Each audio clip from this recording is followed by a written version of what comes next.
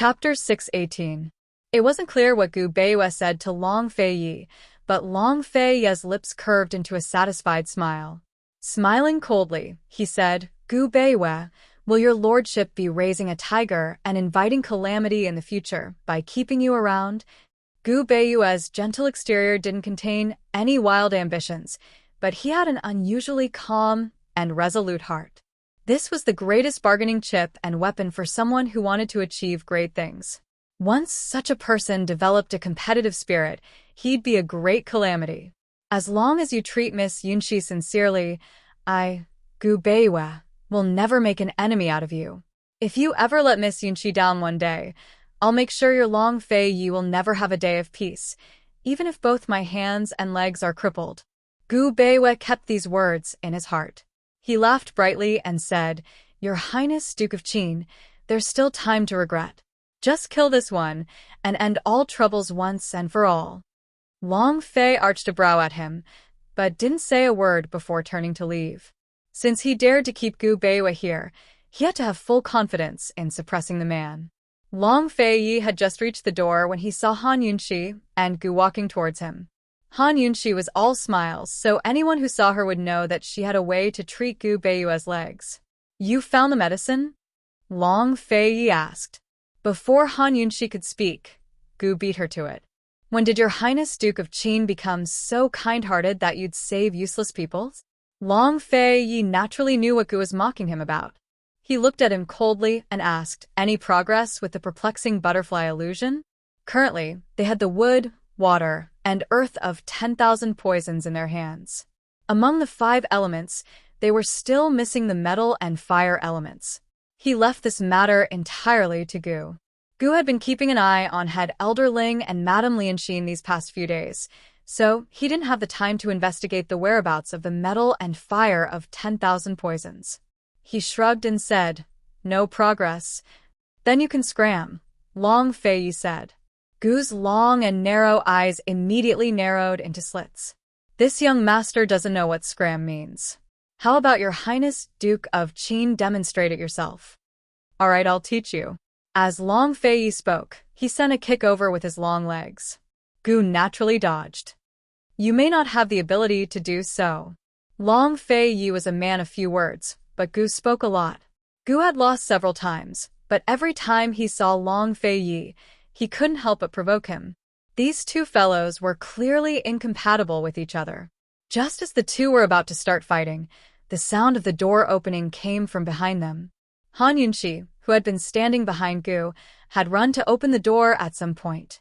The two naturally couldn't continue fighting, so they followed her into the room. Han Yunxi was in the middle of telling Gu Beiyue the good news that there was medicine that could cure his leg injury. Gu Beiyue, who had been quiet all this while, was visibly more spirited.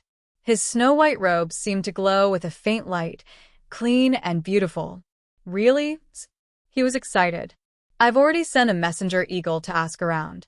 Even if the muscle-growing ointment isn't with the king of medicine, as long as there's medicine in this world, we'll definitely be able to find it," Han Yunxi said seriously.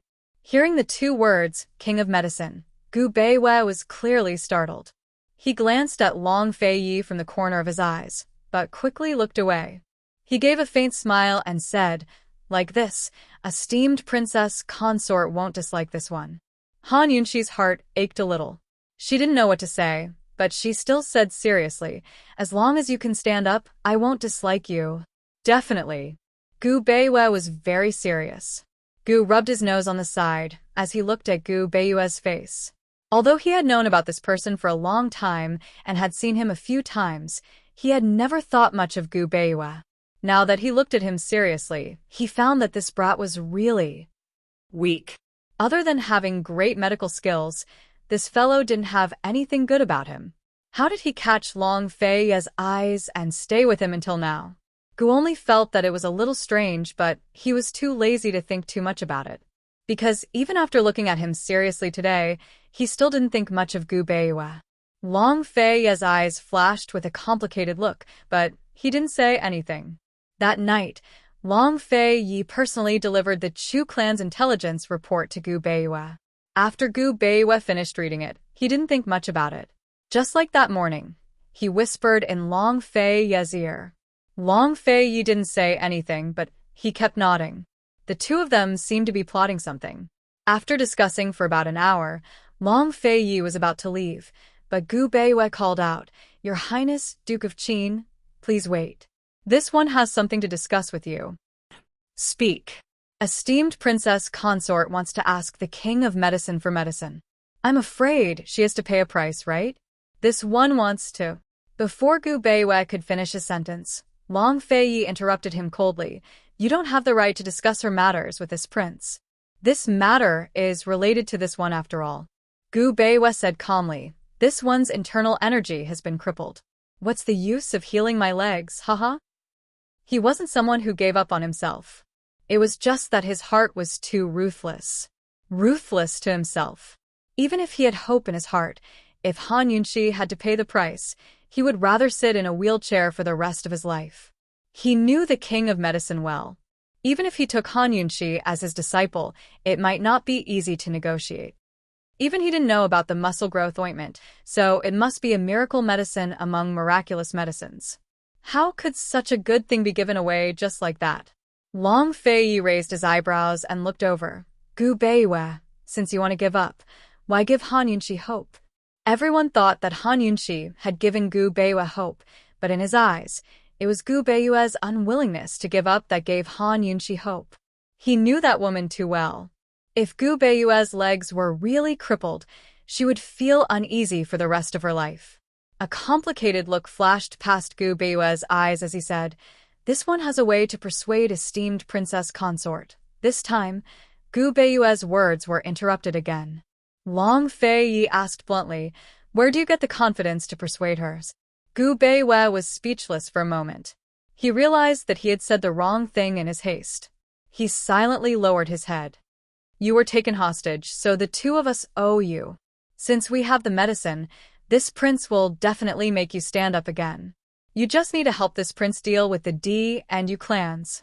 Long Fei Yi said this and strode out of the door, not giving Gu Beiwei a chance to speak. Gu Beiwei sighed softly. He couldn't sleep that night. The complicated feelings in his heart were all tightly hidden. He couldn't and didn't dare to reveal a single trace. As the guardian of Western Qin's imperial family, he had all the confidence and qualifications. Unfortunately, he couldn't say anything. He was determined to bury this secret in his heart. Early the next morning, the King of Medicine's reply arrived.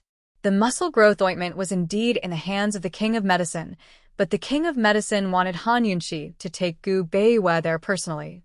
Could it be that he wants to personally apply the ointment on Gu Beiwei? The King of Medicine isn't that kind, is he? Gu rubbed his chin, unable to figure it out. Han Yunxi knew that the King of Medicine wasn't easy to negotiate with, so this trip wouldn't be easy. She timidly looked at Long Fei Yi.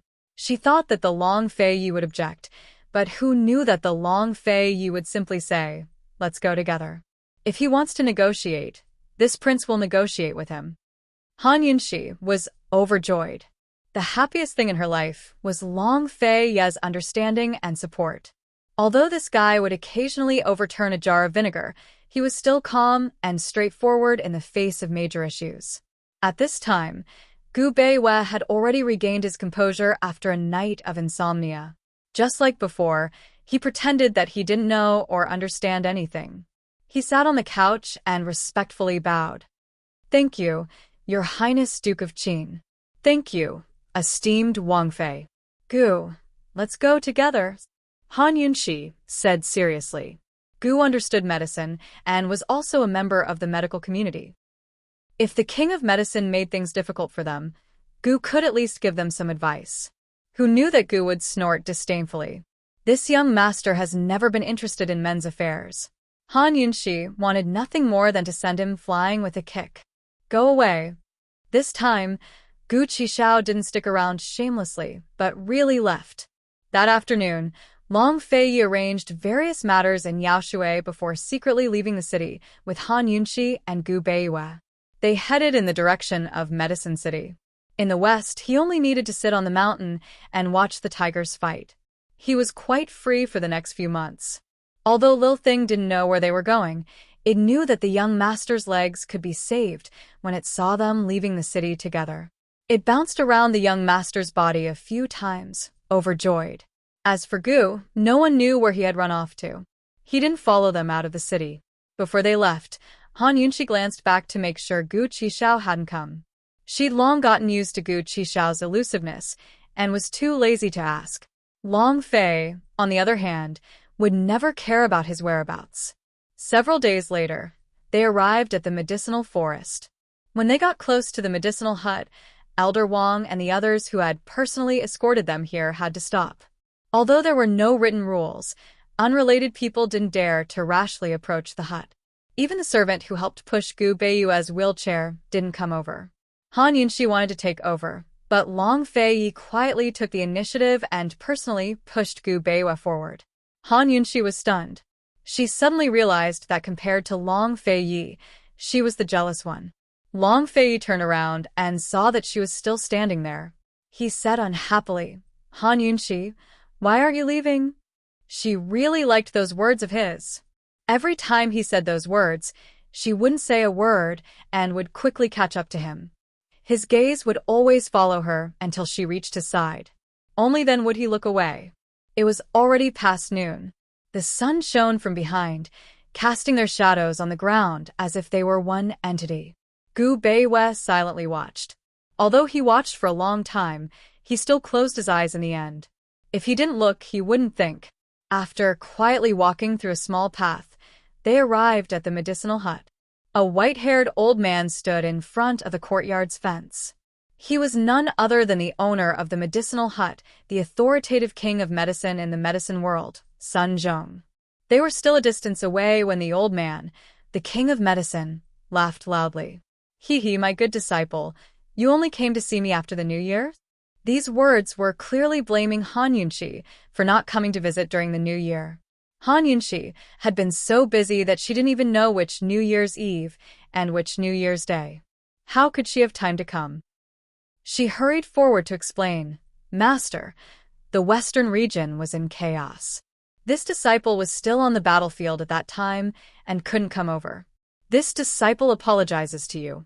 As she spoke, she respectfully bowed with her hands clasped in front of her. Then, she handed over a big gift. Unfortunately, Chapter 619. Unfortunately, the king of medicine didn't even look at it, much less accept it. Can't get away? It only took 4 to 6 hours to send a letter by eagle from Yaoshui Prefecture to the medical hut. In old man's opinion, you don't have a master like me in your heart, do you? As he spoke, he stroked his beard, looking very unhappy. Han Yunxi only felt helpless in her heart. Although she called him master, she really wasn't familiar with him. When she refused to stay at the medical hut for 10 years, she actually couldn't be considered his disciple anymore. The king of medicine called her disciple and blamed her for not paying New Year's greetings, but he didn't really treat her as a disciple in his heart. Otherwise, why would he make things so difficult for her? Han Yunxi explained, "Master, this disciple was really on the battlefield at that time, so I didn't know about the New Year at all. When I remembered, the New Year had already passed. Sending a letter by eagle is too insincere. No matter what, this disciple has to come to you personally, right? Hee, you don't come to the Three Treasures Temple without a reason." The king of medicine sneered. "That's not true. I came here especially to pay New Year's greetings and to ask for medicine." Han Yunxi knew that her words were very hypocritical, but she still had to bite the bullet and continue speaking. The king of medicine was putting her in her place. However, after this hurdle, there was no room for discussion about asking for medicine. She opened the gift box in her hand and said, "Master, take a look. This is a gift that this disciple specially prepared for you. I guarantee that you'll like it." The king of medicine didn't even look at it and said coldly, "Since you're sincere, then don't leave this time. Stay and accompany me for a year. How about it?" As expected, they were talking about this again. Long Fei, who had been silent all this time, had a cold glint in his eyes. He said coldly, "Senior king of medicine, the princess Consort came here especially to pay New Year's greetings. This king came here especially to ask for medicine." Since the muscle-growing ointment is with you, state your conditions. Like all the geniuses, the king of medicine was also a proud and arrogant person. He raised his eyebrows and looked at Long Fei. He sneered and said, "Old man, I'm afraid you don't know the rules here." Haha, no one has ever been able to get the medicine from the old man. Senior king of medicine, you've misunderstood. I've never begged anyone. What do you want in order for you to hand over the muscle growth ointment? You can name any conditions you want. Long Fei was not only arrogant but also supercilious. In terms of age, he was not as old as the king of medicine, but in terms of temperament and aura, he definitely won by a landslide. He didn't beg anyone, and he didn't allow Han Yunxi to beg and please others like this. It's okay if the Duke of Qin misunderstands, but Master is afraid that you will misunderstand. No misunderstanding. No misunderstanding. Master, let's go inside. Saving people is the most important thing. Han Yunxi was really straightforward. Unexpectedly, the king of medicine didn't bring them into the house. Instead, he led them around the medical hut and into a stone forest. At the end of the stone forest was a cave. At the entrance of the cave was a stone slab with 3 large blood-red words engraved on it, "Medicine Requesting Cave." The cave was pitch black, and they couldn't see how deep it was. Han Yunxi and Long Fei looked at each other and had a bad premonition. Puzzled, she asked, "Master, this is... The muscle-growing ointment you want is indeed in the medical hut, but it doesn't belong to the old man. It was concocted by the old man's master when he was still alive and stored in this cave. Not only does this cave have the muscle-growing ointment, but there are also many strange medicines. My late master left a message that whoever can enter the cave and obtain the medicine will not be charged a single cent. If you can't obtain it, there will be a punishment." As the king of medicine spoke, a trace of cunning flashed in his eyes. He continued, "As for what the punishment is, you will only know once you enter. Girl, whether you enter the cave or return empty-handed, you have to think carefully. Even Master can't help you. Esteemed Princess Consort, the medicine-requesting cave is very dangerous. You don't have to take the risk for this one." Gu Beiwei said anxiously. Han Yunxi smiled and said, "Taking the risk once to save your legs is worth it." What kind of danger hadn't she experienced before? She didn't believe that a mere medicine-requesting cave could hide a mountain of daggers and a sea of flames. "Lend me a light," Long Fei said to the king of medicine. The king of medicine was certain that they would go in, so he was waiting to watch a good show. This time, he had to make Han Yunxi stay. Soon, the king of medicine brought over a lantern. "The 2 of you can go in. This Dr. Gu will stay. The old man will take care of him." Gu Beiwei didn't try to persuade Han Yunxi, but he insisted, "I'll go in with you. Don't worry, we'll be out soon." Han Yunxi comforted him. "You'll only get in the way if you go in," Long Fei said. "Your Highness Duke of Qin, I promise I won't get in the way," Gu Beiwei insisted. Long Fei ignored him and held the lantern at the mouth of the cave to inquire about the situation. Han Yunxi comforted him. "Dr. Gu, don't worry. Once we're out, you can stand up again. If esteemed Wang Fei won't take this one into the cave, this one would rather not treat my legs. This one means what he says." Gu Beiwei was very serious, his eyes bright. Han Yunxi gave a start. After knowing him for so long, this was the first time she realized that this gentle man had a stubborn temper as well. Still, she didn't agree. "Dr. Gu, His Highness Duke of Qin's words are reasonable. Miss Yunxi, I'm supposed to protect you. If you put yourself in danger to save me, then what's the use of keeping my legs? What's the use of keeping my life? Gu Beiwei. If your Highness and esteemed Wang Fei insist, then this one has nothing to say.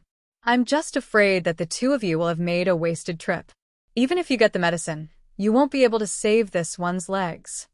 Gu Beiwei said coldly, his entire being turning Gu Beiwei into a completely different person. He had plenty of ways to completely cripple his legs. Han Yunxi was completely stunned. She only felt that the man in front of her was a complete stranger. She didn't know what to do. Long Fei handed the lantern to Gu Beiwei without a word, then personally pushed Gu Beiwei into the cave. Han Yunxi looked at their backs and didn't know why, but she didn't feel worried at all. Instead, her heart was filled with warmth as she quickly chased after them. "That's right. Old man forgot to tell you that you only have 2 hours," the king of medicine shouted from behind them. He chased after them a few steps before stopping at the mouth of the cave. He would never dare to step into the cave again in this lifetime. Back when he came here to ask for medicine, it was because he was trapped here that he had no choice but to stay here for the rest of his life. This place was his nightmare, but now it was where his hope lay. He was waiting for Han Yunxi to follow in his footsteps. Han Yunxi's group of 3 was quickly swallowed up by the endless darkness of the cave. The king of medicine hurriedly walked along a small path at the side. This path was parallel to the cave, and there was a hidden window that allowed them to see everything inside. Han Yunxi and the others kept walking in silence. Long Fei Yi pushed Gu Beiyue's wheelchair with one hand and held Han Yunxi tightly with the other. He was vigilant as he paid attention to the movements around them. He didn't even miss the slightest movement in the air. Although Gu Beiyue's martial arts were completely crippled, his vigilance was still there. He was just like Long Fei Yi, paying attention to everything around them. Han Yunxi was also on guard, the hidden needles in her hands ready at all times. However, after being nervous for a long time, they realized that their vigilance was unnecessary. This cave didn't have any traps or ambushes. Instead, there were many checkpoints waiting for them to pass through. As long as they could safely reach the last checkpoint, they could take away any medicine they wanted. Soon, they reached the first checkpoint, identification of medicine. A tightly shut stone door blocked their path. A little medicine boy in black stood in front of the door, holding a box of medicine in his hands. "As long as you can identify the medicine in this box within the time it takes for a stick of incense to burn, you can continue forward. Otherwise, you must stay in the medicine hut for the rest of your lives. Violators will be cursed and be plagued with hundreds of illnesses that can't be cured." The little medicine boy's tone was stiff and emotionless. "How do we identify it?" Han Yunxi asked. "Stand 5 steps away. You are not allowed to come close. You can only watch," the little medicine boy explained. Han Yunxi was amused. That's it. This was child's play to her. Not to mention 5 steps. Even 10 or 20 steps wouldn't be a problem. "That's it. When you're ready, we'll begin," the little medicine boy said. "Begin." Han Yunxi was very decisive. Xiao Xiao slowly opened the medicine box, and Pill King, who was watching from the side, revealed a sly smile. He had seen Han Yunxi's abilities at Medicine City's Grand Medicine Testing Convention. However, he firmly believed that the first checkpoint of the medicine-requesting cave would be able to stop Han Yunxi. Back then, he had lost at this very first checkpoint. Chapter 620. When the medicine boy opened the medicine box, everyone was shocked. The medicine box was densely packed with small round pills. There were at least 100 of them, and each of them was only the size of a pinky nail. Han Yunxi almost thought that it was a box of chocolate beans. The most shocking thing was not the number of pills, but the smell of the pills. As soon as the medicine box was opened, it emitted a very strong medicinal fragrance that filled the entire cave. Laymen such as Long Fei Yi could only smell that it was a kind of medicinal smell. However, professionals such as Han Yunxi and Gu Beiwei could smell that the smell was very complicated. It was formed by the combination of countless medicinal smells. To identify medicinal herbs, one had to pay attention to observing, smelling, and tasting. First, one had to look at the color, then smell it, and taste it 3 times. The medicine boy asked them to stand 5 steps away to identify the medicinal herbs. Naturally, they were not allowed to taste it. They could only observe and smell to identify the medicinal herbs. The cave was dim. All the medicinal herbs in the medicine box were of the same color and shape. Even a small pill could not be seen clearly from 3 steps away, let alone 5 steps away. To put it bluntly, this stage required them to identify a large box of medicinal pills through their sense of smell. However, the smells of these medicinal herbs were all mixed together to form a strong medicinal smell. Han Yunxi sighed in her heart. This was only the first stage, and it was already so difficult. What would the next 2 stages be like? You still have a chance to regret. If you regret, please go back the way you came. Once you start, there is no turning back. The medicine boy reminded them. Han Yunxi did not move. She stared at the medicine box. Long Fei Yi was a layman. He did not know how difficult this task was for Han Yunxi. He glanced at Han Yunxi and chose to remain silent. Gu Beiyue's eyes were complicated. Medical skills and medicinal skills were interlinked. He was very clear about how difficult this stage was. Even if Han Yunxi could identify all 100 of the pills and get them right, their chances of victory were still slim. Because there wasn't enough time. There were a total of 3 stages in the medicine requesting cave, and each stage was more difficult than the last. They only had 2 hours, and to accurately identify 100 types of pills, even the best pharmacist would not be able to do it without spending 2 to 4 hours. If they spent all their time here, even if they won this stage, they would still lose. Gu Beiwei was a smart man. He quickly realized that the so-called medicine requesting cave was nothing more than a scheme to force Han Yunxi to stay. Esteemed Wang Fei, let's go back. This is... Before Gu Beiwei could say the words conspiracy, Han Yunxi suddenly said to the medical apprentice, no regrets. Let's begin. As soon as he said that, the person who was most pleased with himself was none other than the old man king of medicine, who was secretly watching from the side. He, who had always been serious in speech and manner, actually covered his mouth and snickered. He knew that with Han Yunxi's character, she wouldn't go back on her words. He liked this temper. He was waiting to see how many medicinal ingredients Han Yunxi could identify in 2 hours. Back then, he had identified 57 medicinal ingredients in 2 hours. Although he had failed the first stage, he had still broken the medicine requesting cave's record. This was his pride for the rest of his life. He thought that with Han Yunxi's ability, if she performed exceptionally well, she should be able to identify around 30 medicinal ingredients. Although she wasn't as good as him back then, for someone Han Yunxi's age, it was already not bad. The little novice took out a single pill from the box and showed it to Han Yunxi in the palm of his hand. Gu Beiwei shook his head. Even Long Fei Yi, who had always been confident in Han Yunxi, felt nervous. How long would it take to identify the pills one by one? Once you've determined what medicine this is, you can tell me. Take a good look before you speak. Don't go back on your words. The medical apprentice said seriously. All right. Han Yunxi nodded and continued to stare at those pills seriously. The cave was silent as time slowly passed. After a while, Han Yunxi still didn't make a sound. Long Fei Yi and Gu Beiwei both had serious expressions and were nervous. Meanwhile, the king of medicine, who was hiding at the side, was rather patient as he waited. But after the time it took to brew a cup of tea, Han Yunxi still hadn't identified the first pill. Long Fei Yi and Gu Beiwei were anxious. Based on the speed, they had already lost. The king of medicine was also rather disappointed. He stroked his beard and muttered to himself. It seems that old man overestimated this girl. He figured that the time it took to brew a cup of tea was enough.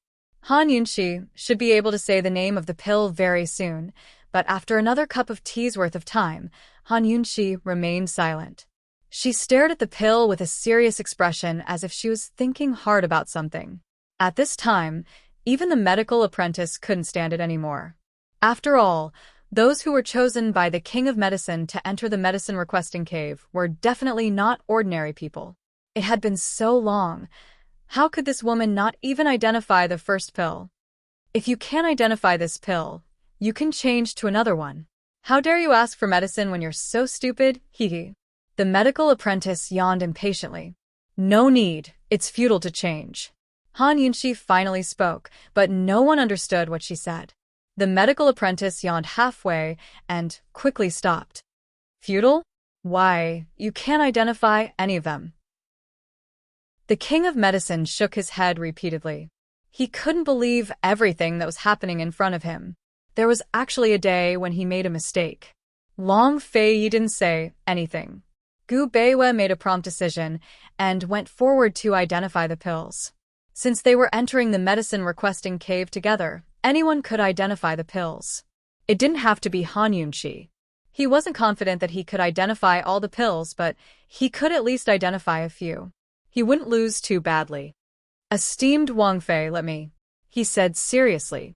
Han Yunqi waved her hand and calmly said, no need. I've identified all of them. The cave was silent for a while. In the silence, Long Fei Ye's lips curled into a handsome smile. The medical apprentice composed himself and asked in disbelief, Han Yunqi, what did you say? Say it again. I said I've already identified all of these 100 pills. I'll now name the pills one by one. Listen carefully. Han Yunqi said seriously. The medical apprentice immediately burst into laughter. Ridiculous. Woman, don't you even know how to lie? The medicine hut Holy Land Guard dares to speak so arrogantly. Sun Zhong, come out. You dare to bring this kind of person to the medicine requesting cave? Are you blind? Throw him out immediately. The king of medicine quickly walked out from the darkness. He never thought that things would turn out this way. Like the medical apprentice, he didn't believe Han Yunqi's words. He asked seriously, Han Yunqi, can you really not identify a single pill? Han Yunqi rolled her eyes impatiently and didn't even bother to respond. She had looked so seriously just now because she wanted to make sure that nothing went wrong. The detoxification system had already repeated the names of these pills 3 times. Medicine and poison came from the same family. Although the detoxification system's ability to identify pills wasn't as powerful as its ability to identify poisons, it could still identify the initial medicinal ingredients. Not to mention 100 pills, even 1,000 pills wouldn't be a problem. Han Yunqi, say something. The king of medicine was very agitated. It wasn't easy for him to find a successor that he liked. He didn't want to lose her so easily. Han Yunqi glanced at him and said coldly, listen carefully. Zigan, wind oak, for wood, birch leaf, guangji pill.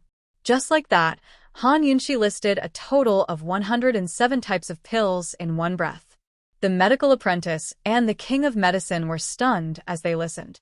Although they were very familiar with these 107 types of pills, they were still a little unprepared when they heard Han Yunqi read them out so quickly. When Han Yunqi finished reading, the king of medicine and the medical apprentice were both stunned.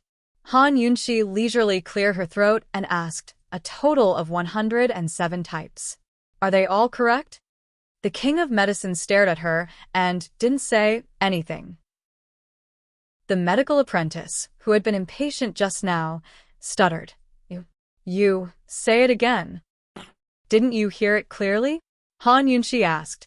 The medical apprentice had heard it very clearly at first, but later, when he was distracted, he couldn't keep up with Han Yunqi's speed and missed a few types. In short, he was now very confused. I didn't have time to hear it clearly, he replied. Then which ones didn't make it in time? Han Yunqi asked. Let me think, the medical apprentice said, seriously.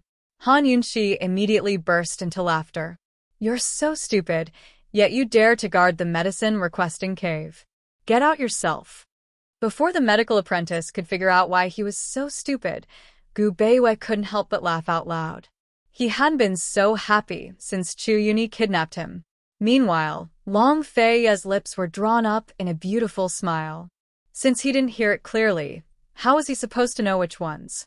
Han Yunqi's question was obviously a trap for the medical apprentice to jump into. Who said this woman was kind and compassionate? Look at her, she immediately returned the favor after being called stupid. The king of medicine hadn't heard the names of the pills either, but he didn't dare to ask, afraid that he'd be tricked by Han Yunqi and damage his reputation. The medical apprentice flew into a rage out of humiliation. Say it again, slow down. My time is limited. I've already said everything, so it's your problem if you didn't hear it clearly. If you're so stupid that you need 2 hours to hear it clearly, then I don't need to walk the rest of the way anymore, Han Yunqi said coldly. The medical apprentice was at a loss for words, but could only concede. We won't keep track of the time, so speak slowly. He refused to believe that this woman could get everything right. She'd spoken so quickly just then, so there had to be many areas where she'd been vague. The king of medicine had the same idea, but remained silent to wait on one side. Han Yunxi looked disdainfully at the medical apprentice and the king of medicine before slowly listing out the names of each pill. This time, both the medical apprentice and the king of medicine heard every word clearly. By the time Han Yunxi finished the last one, both of them were flabbergasted. She actually got everything right. Moreover, she'd only used the time it took to brew 2 cups of tea. She didn't even look at the pills one by one. How did she do it? Could it be that she could judge them just by their smell? Anyone who entered the medicine-requesting cave would either escape with a curse or stay in the medicine hut as a disciple for the rest of their lives, planting, dispensing, and learning medicine. Han Yunxi was the first person to pass the first stage. The medical apprentice and the king of medicine were stunned, unable to believe the facts in front of their eyes. "Did you hear it clearly? Is everything right?" Han Yunxi asked. The medical apprentice came back to his senses and suddenly worshipped Han Yunxi. He nodded repeatedly. "Yes, everything is right. Congratulations, you've successfully passed the first stage." The king of medicine's gaze became abnormally hot as he looked at her. In addition to his shock, he was wild with joy. He knew that his eyes couldn't be wrong. He would never let this girl go. So what if they passed the first stage? The second stage didn't only involve medicine. He dared to bet his head that they would never pass the second stage. Chapter 621. Han Yunxi passed without a hitch. Long Fei Yi and Gu Beiwe had been nervous for so long that they should be overjoyed. However, at that moment, both of them were paying attention to the Pill King. Anyone who had ulterior motives towards Han Yunxi couldn't escape their eyes. The king of medicine was too engrossed in his joy to realize that the 2 most powerful men in Cloud Realm continent were silently holding a grudge against him. Before the apprentice could speak, the king of medicine said impatiently, "Why aren't you opening the door and letting them in?" The king of medicine had long investigated Han Yunxi and knew that she had formidable poison and medicine skills, but average medical skills. She could only treat minor illnesses and wounds. The second trial of the medicine-requesting cave didn't just involve medicine but medicine as well. No matter how formidable Han Yunxi was, she had no choice but to admit defeat this time. As for Gu Beiwe, he was but a mere 5th-ranked divine doctor. The king of medicine didn't think much of him at all. He stroked his beard non-stop as he suppressed the ecstasy in his heart. He never thought he'd have such a capable disciple. He even began to plan out what kind of work he'd arrange for Han Yunxi after she stayed at the medicine hut. He felt that he should give her a show of strength, suppress her spirit, and then properly interrogate her about where she learned her medicine appraisal skills from. Of course, the most important thing was that he wanted to teach her everything he had learned in his life, so that she could guard the medicine hut for him for the rest of her life, concentrating on researching and developing medicinal pills. The apprentice quickly opened the stone door behind her. Han Yunxi was so focused on getting the muscle-growing ointment to treat Gu Beiwe's legs that she ignored the king of medicine and strode through the stone door. Long Fei Yi pushed Gu Beiwe to follow closely behind. Beyond the stone door was a dim passageway. With their previous experience, they didn't have as many misgivings or defenses as they hurried forward. Who knew that when they reached the end, they would see a large stone door that was wide open? What was going on? Could it be that I passed the first test too smoothly, so they're giving me a chance to pass? Han Yunxi joked. There must be a trap. Gu Beiwe was very cautious. Long Fei Yi, on the other hand, stepped over the stone door in a handsome and domineering manner. Since he was already here, he had nothing to fear. He would charge through a mountain of swords and a sea of flames. If they dared to open the door, they naturally dared to enter. Han Yunxi was also a decisive person. She pushed Gu Beiwe and followed in. Just as she entered, the stone door suddenly closed on its own, blocking their escape route. Gu Beiwe said, "Presumably, the second trial has just begun." Esteemed Wang Fei. Before he could finish, Gu Beiwe suddenly coughed violently. He coughed so hard that he couldn't stop. Han Yunxi was shocked. Did he choke? Gu Beiwe couldn't answer and hurriedly waved his hand. Han Yunxi handed him water to drink and was about to pat his back when Long Fei beat her to it. who knew that before he could pat him twice, Han Yunxi also suddenly coughed. Although she didn't cough as violently as Gu Beiyue, she kept coughing like Gu Beiyue. It was as if she couldn't catch her breath and was in a bad state. There were many people who died from coughing in this world. Long Feiyi was so anxious that he couldn't care less about Gu Beiyue. He hurriedly carried Han Yunxi to the side and carefully patted her back and soothed her chest. He even kept feeding her water. It could be said that he was in a hurry. Unfortunately, before the water could even reach her throat, Han Yunxi coughed it out, and the action of patting was completely useless. In just a moment, Gu Beiyue and Han Yunxi became patients. Even Long Feiyi was coughing. Although it wasn't as serious as Han Yunxi and Gu, his throat kept itching. It made him very uncomfortable, and he had to cough a few times from time to time. What was going on? After Han Yunxi recovered, Long Feiyi asked, "Poisoned?" "I'm not sure." Cough, cough. "It doesn't seem like it. This must be the second trial." Too cunning. Han Yunxi coughed until her chest hurt before she could barely stop. She handed the water to Long Feiyi and said seriously, "Dr. Gu's body is very weak. He can't take this kind of torture. We have to take good care of him. Otherwise, we'll have come for nothing."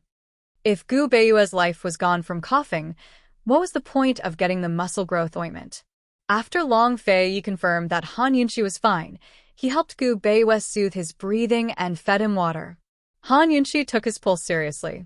His cough was the most serious, so the abnormality of his pulse should be the most obvious. Gu Beiyue coughed until he was out of breath. He couldn't care about anything else. Every time he coughed, his chest would hurt and his head would throb. He couldn't stop coughing to drink water. He had been very close to death countless times, but it had never been closer than this time.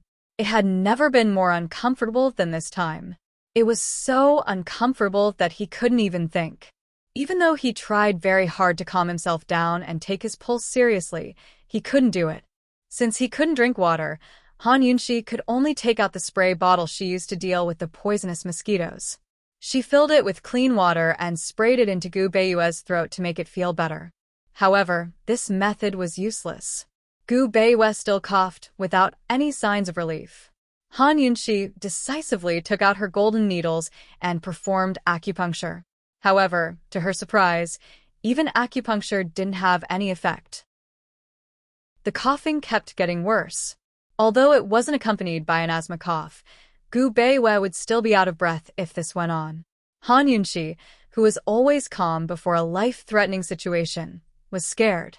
She asked anxiously, "Long Feiyi, what should we do?" Long Feiyi didn't understand this kind of thing. However, he didn't panic. He decisively took Gu Beiyue's hand and transferred the vital energy in his body to him. Vital energy was obtained from innate vital energy and acquired through cultivation. It was the foundation of maintaining life. Long Feiyi's vital energy was sufficient. His body's foundation was good because of his innate good physique and acquired from diligent cultivation of internal energy. Once Gu Beiyue received Long Feiyi's vital energy, his weak body seemed to be filled with a new strength. He finally had the strength to suppress his coughing and adjust his breathing. Seeing this, Han Yunxi was overjoyed and quickly fed him water. After drinking water to moisten his throat, Gu Beiyue felt much better. "Are you feeling better?" Han Yunxi asked anxiously. Long Feiyi looked at him. Cold. He didn't show any emotion. Han Yunxi didn't know what vital energy meant to a martial arts practitioner, but Gu Beiyue was very clear about it. He looked at Han Yunxi and then looked at Long Feiyi. His heart was like a spilled seasoning bottle, with mixed feelings. "Dr. Gu, quickly take our pulse and see what illness we have," Han Yunxi said anxiously. Who knew that Gu Beiyue's vision turned black and he suddenly fainted. "Gu Beiyue." Long Feiyi was angry and continued to transfer vital energy to him. Unfortunately, Gu Beiyue didn't wake up. He said unhappily, "Trash." Han Yunxi quickly took Gu Beiyue's pulse, but unfortunately, she couldn't find anything. Other than Gu Beiyue's body being weak, there was nothing special about his pulse. She then took her and Long Feiyi's pulse, and it was normal. How did we get sick all of a sudden? Long Fei didn't understand. Although he was a layman, he knew that to cause abnormalities in the body, it was either an illness or a poison. Since Han Yunshi couldn't find out that it was a poison, then it was most likely an illness. Long Fei had just finished speaking when he couldn't help but cough a few times. When we pass through the passageway of the second level, we must have inhaled something to keep coughing like this. There's something called a virus. Once you come into contact with it, you'll get sick. Han Yunshi's explanation wasn't professional. To be exact, there were countless viruses, but not everyone who came into contact with them would get sick. Whether one got sick or not depended not only on the infectivity of the virus itself, but also on the human body's own immunity. This was a very profound subject to explain seriously. Han Yunshi could only tell Long Fei this. Although Long Fei didn't really understand what a virus was, he could basically understand what Han Yunshi meant. He asked very seriously, "In that case, we were ambushed by a virus?" This analogy was too appropriate. Han Yunshi nodded seriously. Yes, that's right. She figured that only airborne viruses could sneak up on an expert like Long Fei without anyone noticing. Gu Beiyue's cough was the most severe. It was probably because his immunity was the weakest among the three of them. As the two of them were talking, a clap suddenly sounded from the darkness. An old man slowly walked over. He was dressed in the same clothes as the little medicine boy from before. He was the guardian of Medicine Requesting Cave, as expected of the successor chosen by the King of Medicine. Interesting. The old man looked at Han Yunshi with admiration. In this kind of environment, when one encountered a sudden illness, most people would think that it was due to some kind of evil method, such as being cursed or possessed. This girl was so young, but she was able to calmly analyze the reason. She was really different from the rest. Stop pretending to be mysterious. What's the second trial? Long Fei asked coldly. The old man wasn't anxious with them. He slowly walked in front of them and leisurely stroked his beard before answering. Young man, you've actually passed the second trial. It's just that you won't be alive to reach the third trial. The old man was really slow. Han Yunshi and Long Fei were almost anxious to death.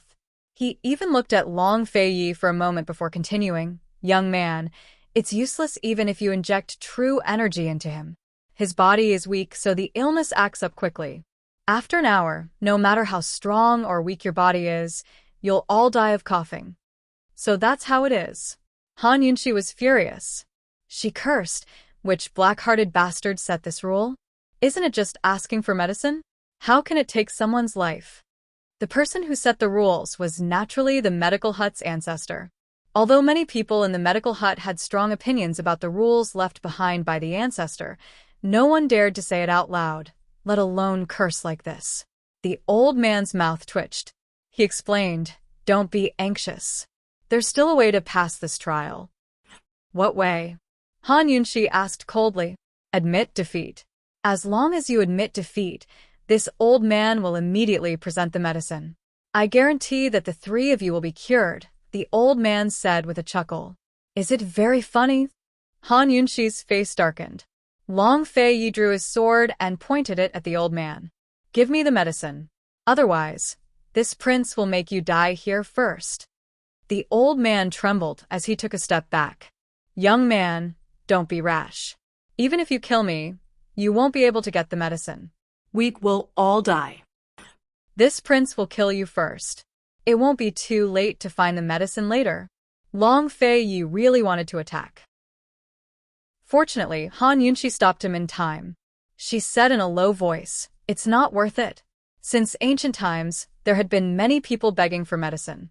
If the medicine requesting cave dared to set such a rule, it must be very confident. If they killed now, even if they got the medicine and were cured, they probably wouldn't be able to leave. The way to pass this trial was not to admit defeat, but to treat their illness. For now, they could only pin their hopes on Gu Beiyue. Han Yunshi persuaded him. Long Fei naturally put down his sword. The old man heaved a sigh of relief and hurriedly dodged. Young man, you only have an hour. Think it over carefully. Hiding in the darkness, the old man, the king of medicine, was already bursting with joy. Han Yunxi's illness was called half-day cough. If it wasn't treated for half a day, it would be fatal. Even the dean of the medical academy couldn't do anything about it. He didn't believe that Han Yunxi and the rest could defy the heavens today. Chapter 6:22. There was only half an hour left. Either they were cured and the third challenge would begin, or they would die here. Long Fei Yi and Han Yunxi had never considered admitting defeat. They had placed all their hopes on Gu Beiwei. The only thing they could do right now was to quickly wake Gu Beiwei up and ask him if there was any way to cure the half-day cough. Long Fei Yi seriously felt Gu Beiwei's pulse.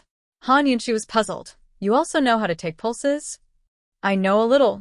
The true energy that I lost to him is running amok in his body. He probably couldn't bear it, which is why he fainted. Long Fei Yi lightly said.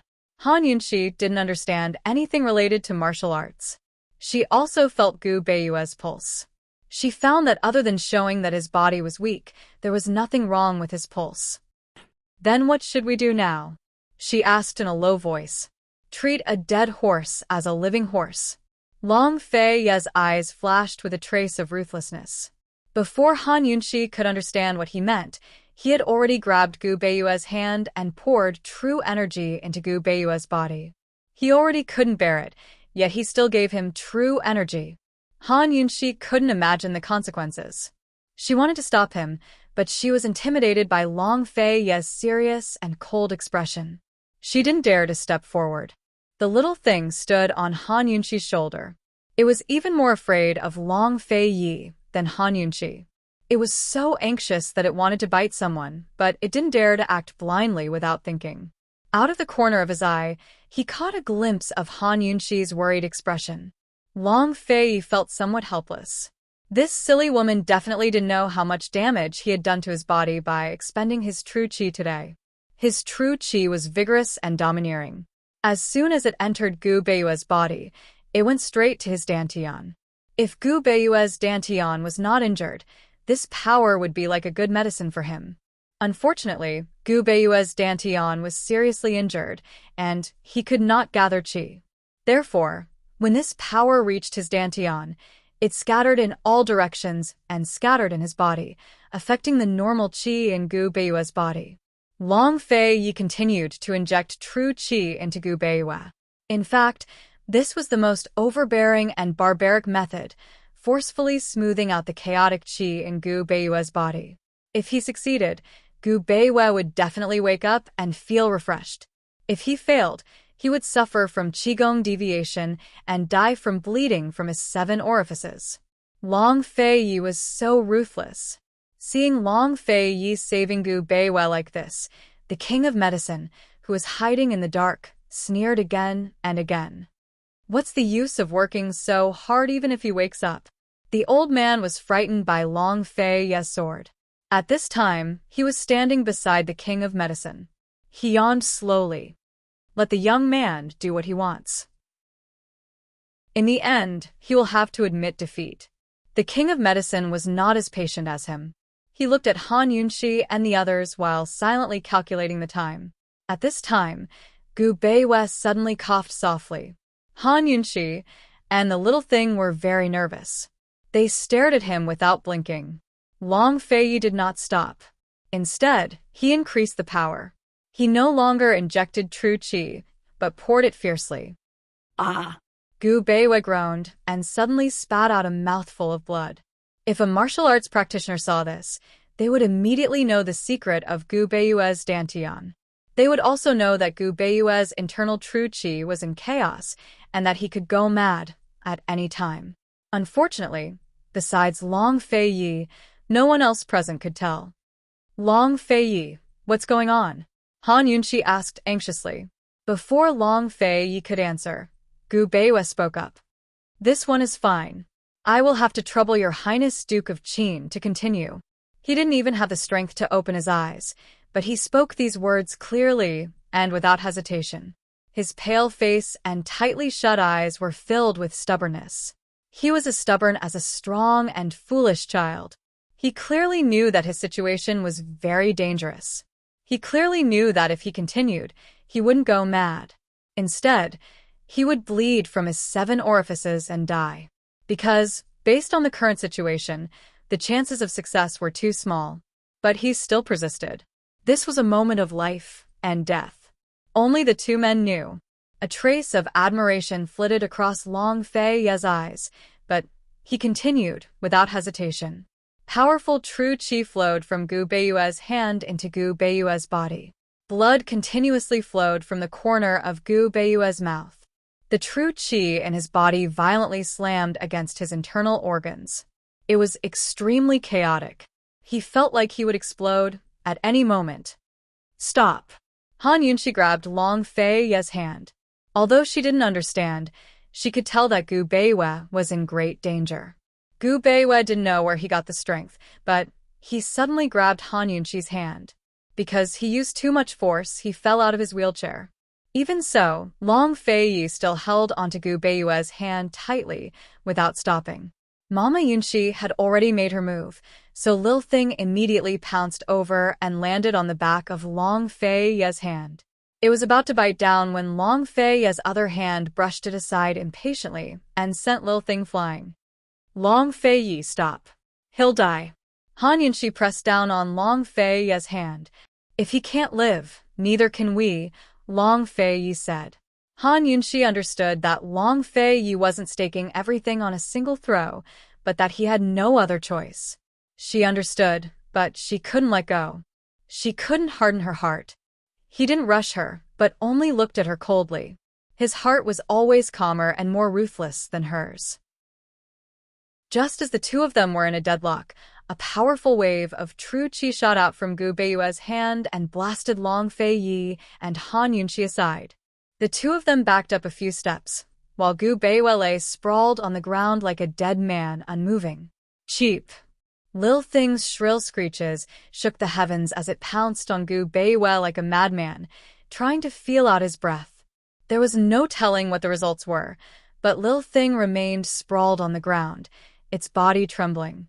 Han Yunxi was so scared that her face turned white.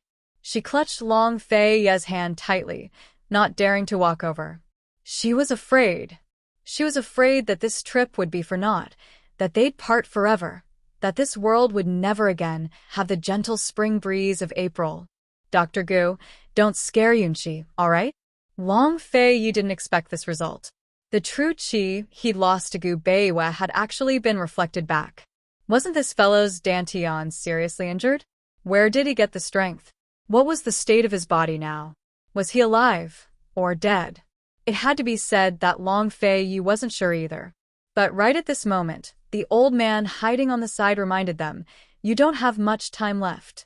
If you don't admit defeat now, even the gods won't be able to save you once half-day cough acts up. Han Yunxi glared at the darkness, her gaze sharp enough to kill. The old man immediately shut up, but the king of medicine walked out with a laugh. So, what if you can save Gu Beiyue?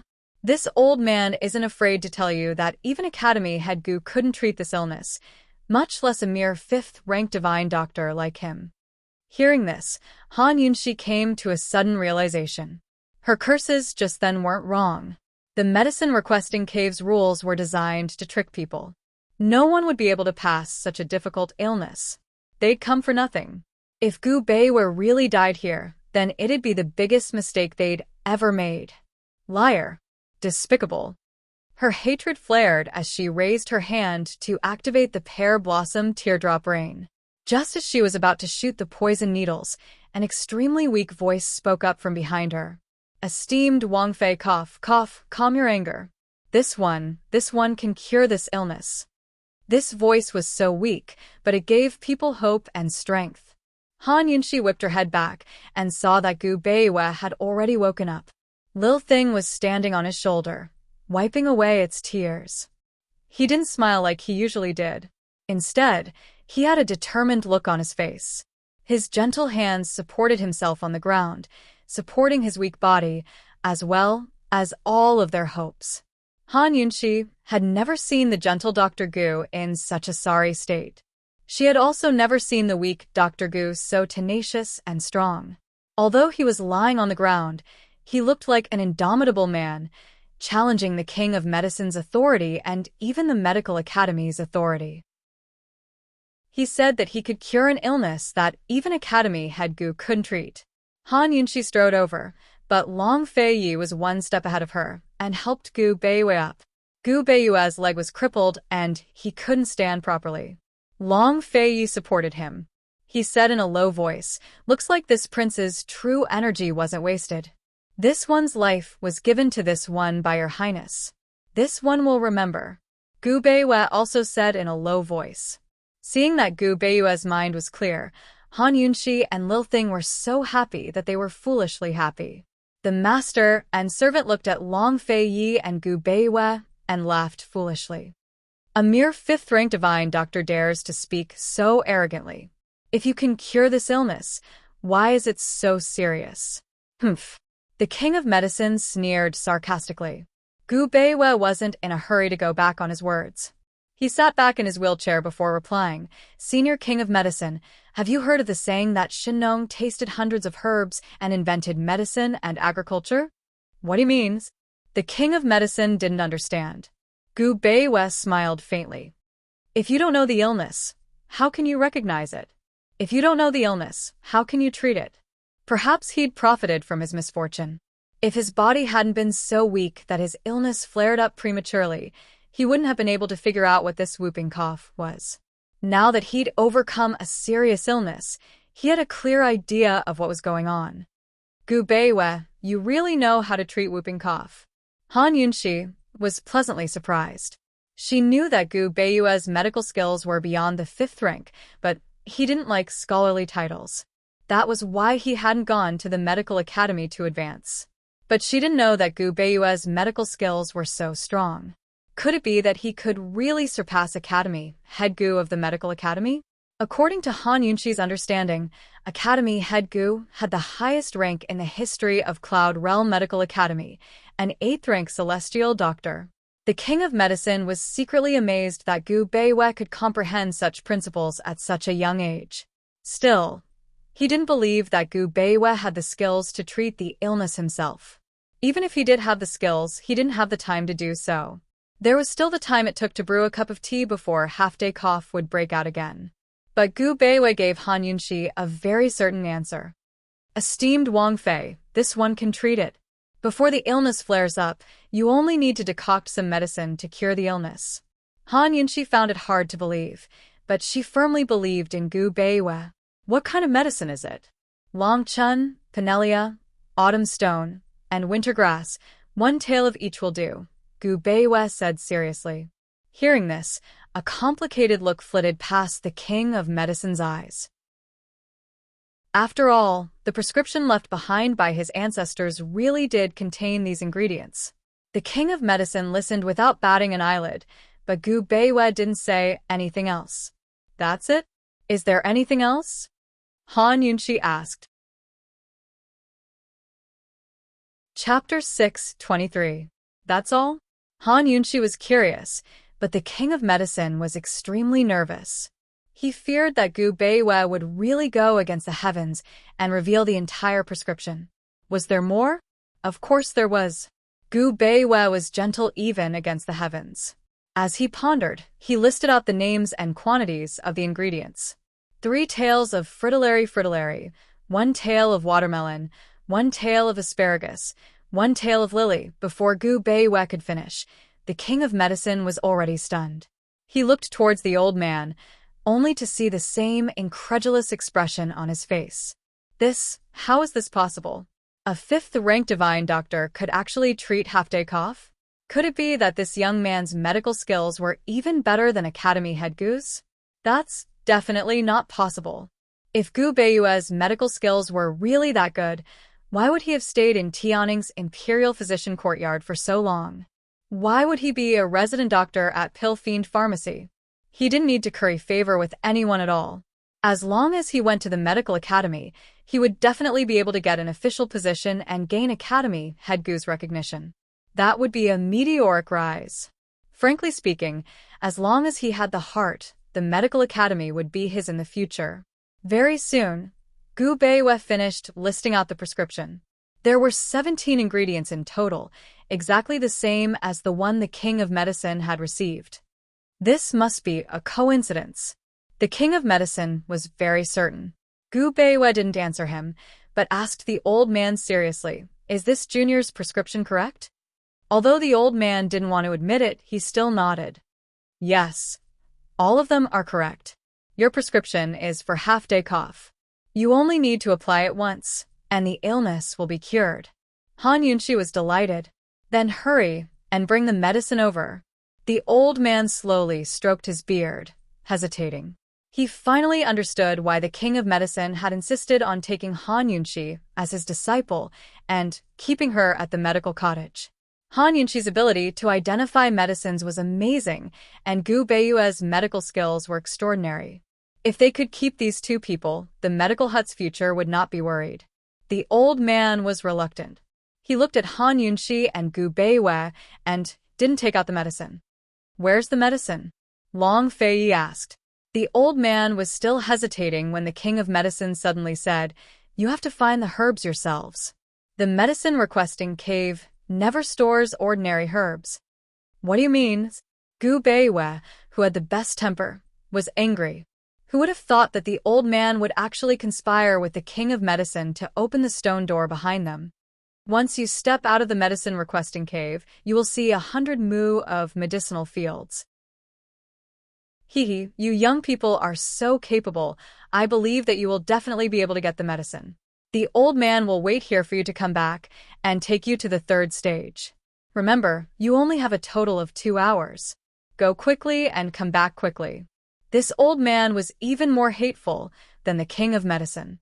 His words were so nice, but they were actually the most hypocritical. Despicable. Gu Beiwei couldn't help but curse. They still had an hour to pass the third stage, but they didn't have time to find the medicine because the half-day cough would soon break out. Once it did, they would be in a state of terminal illness. Who would have the ability to find the medicine? The King of Medicine and this old man took advantage of this and deliberately made things difficult for them. They actually had the face to say such nice words. Gu Beiwei looked at them angrily. The King of Medicine and the old man felt guilty. They didn't dare to refute and pretended not to hear. If they met someone else today, they would definitely adhere to the principle of fairness and justice. However, facing Han Yunxi and Gu Beiwei, who had created miracles, they really couldn't bear to let go. In other people's territory, they had to ask for help, but in the end, they were controlled by others. Gu Beiwei looked at Long Fei, and Long Fei also looked at him. Other than using force, the two of them couldn't think of a countermeasure at the moment. However, Han Yunxi asked coldly, "Since we've found the medicine, do we still have to boil it?" This question was very sarcastic. The King of Medicine and the old man looked at each other. In the end, it was the King of Medicine who was thick-skinned and answered, "That's your problem. The rules of the second stage are that those who are cured pass." Han Yunxi didn't say anything more and only snorted disdainfully. She had the medicine. She carried 2 large dimensions with her. If she couldn't even take out the medicine, how could she survive? The most powerful function of the detoxification system was to automatically create the antidote. The prerequisite for creating the antidote was that she had enough medicine in reserve. One had to know that she had replenished her stock every time she entered and exited Medicine City. "Dr. Gu, can you recite those 17 medicines again?" Han Yunxi asked. Gu Beiwei didn't understand. "This, just recite it if I tell you to," Long Fei muttered on the side. He also didn't know what Han Yunxi wanted to do, but he had already formed a habit. This habit was called being obedient. Gu Beiwei could only be obedient. However, when he recited the first medicine, prune yearning, Han Yunxi took out a packet of powder from her medical pouch and said seriously, "This is prune yearning." Seeing this, everyone was shocked. Han Yunxi, what was going on? How many medicines did you bring?" The King of Medicine inexplicably felt uneasy. Han Yunxi deliberately looked over with a threatening expression. "I brought all of them." "Humph. I'll scare you to death."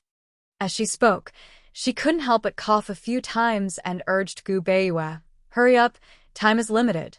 Not only the King of Medicine, but Gu Beiwei and Long Fei Yi were also shocked. Gu Beiwei didn't have time to think and hurriedly continued, Penelia, autumn stone, winter grass. Every time he recited a medicine, Han Yunxi immediately escaped from the medical pouch. In the end, all 17 medicines were placed in front of everyone. This, the king of medicine and the other elders widened their eyes in shock. They were so shocked that their jaws almost fell off. They rushed over at the same time to check the medicines, but Han Yunxi avoided them. Long Fei Yi cough, hot water. Time was very tight. The frequency of their coughing was getting higher and higher.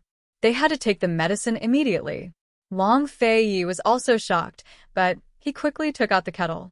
Han Yunxi poured away most of the water and left a certain amount. She dissolved all the medicinal powders in the water and handed it to Gu Beiwei. Dr. Gu, try it. What do you think?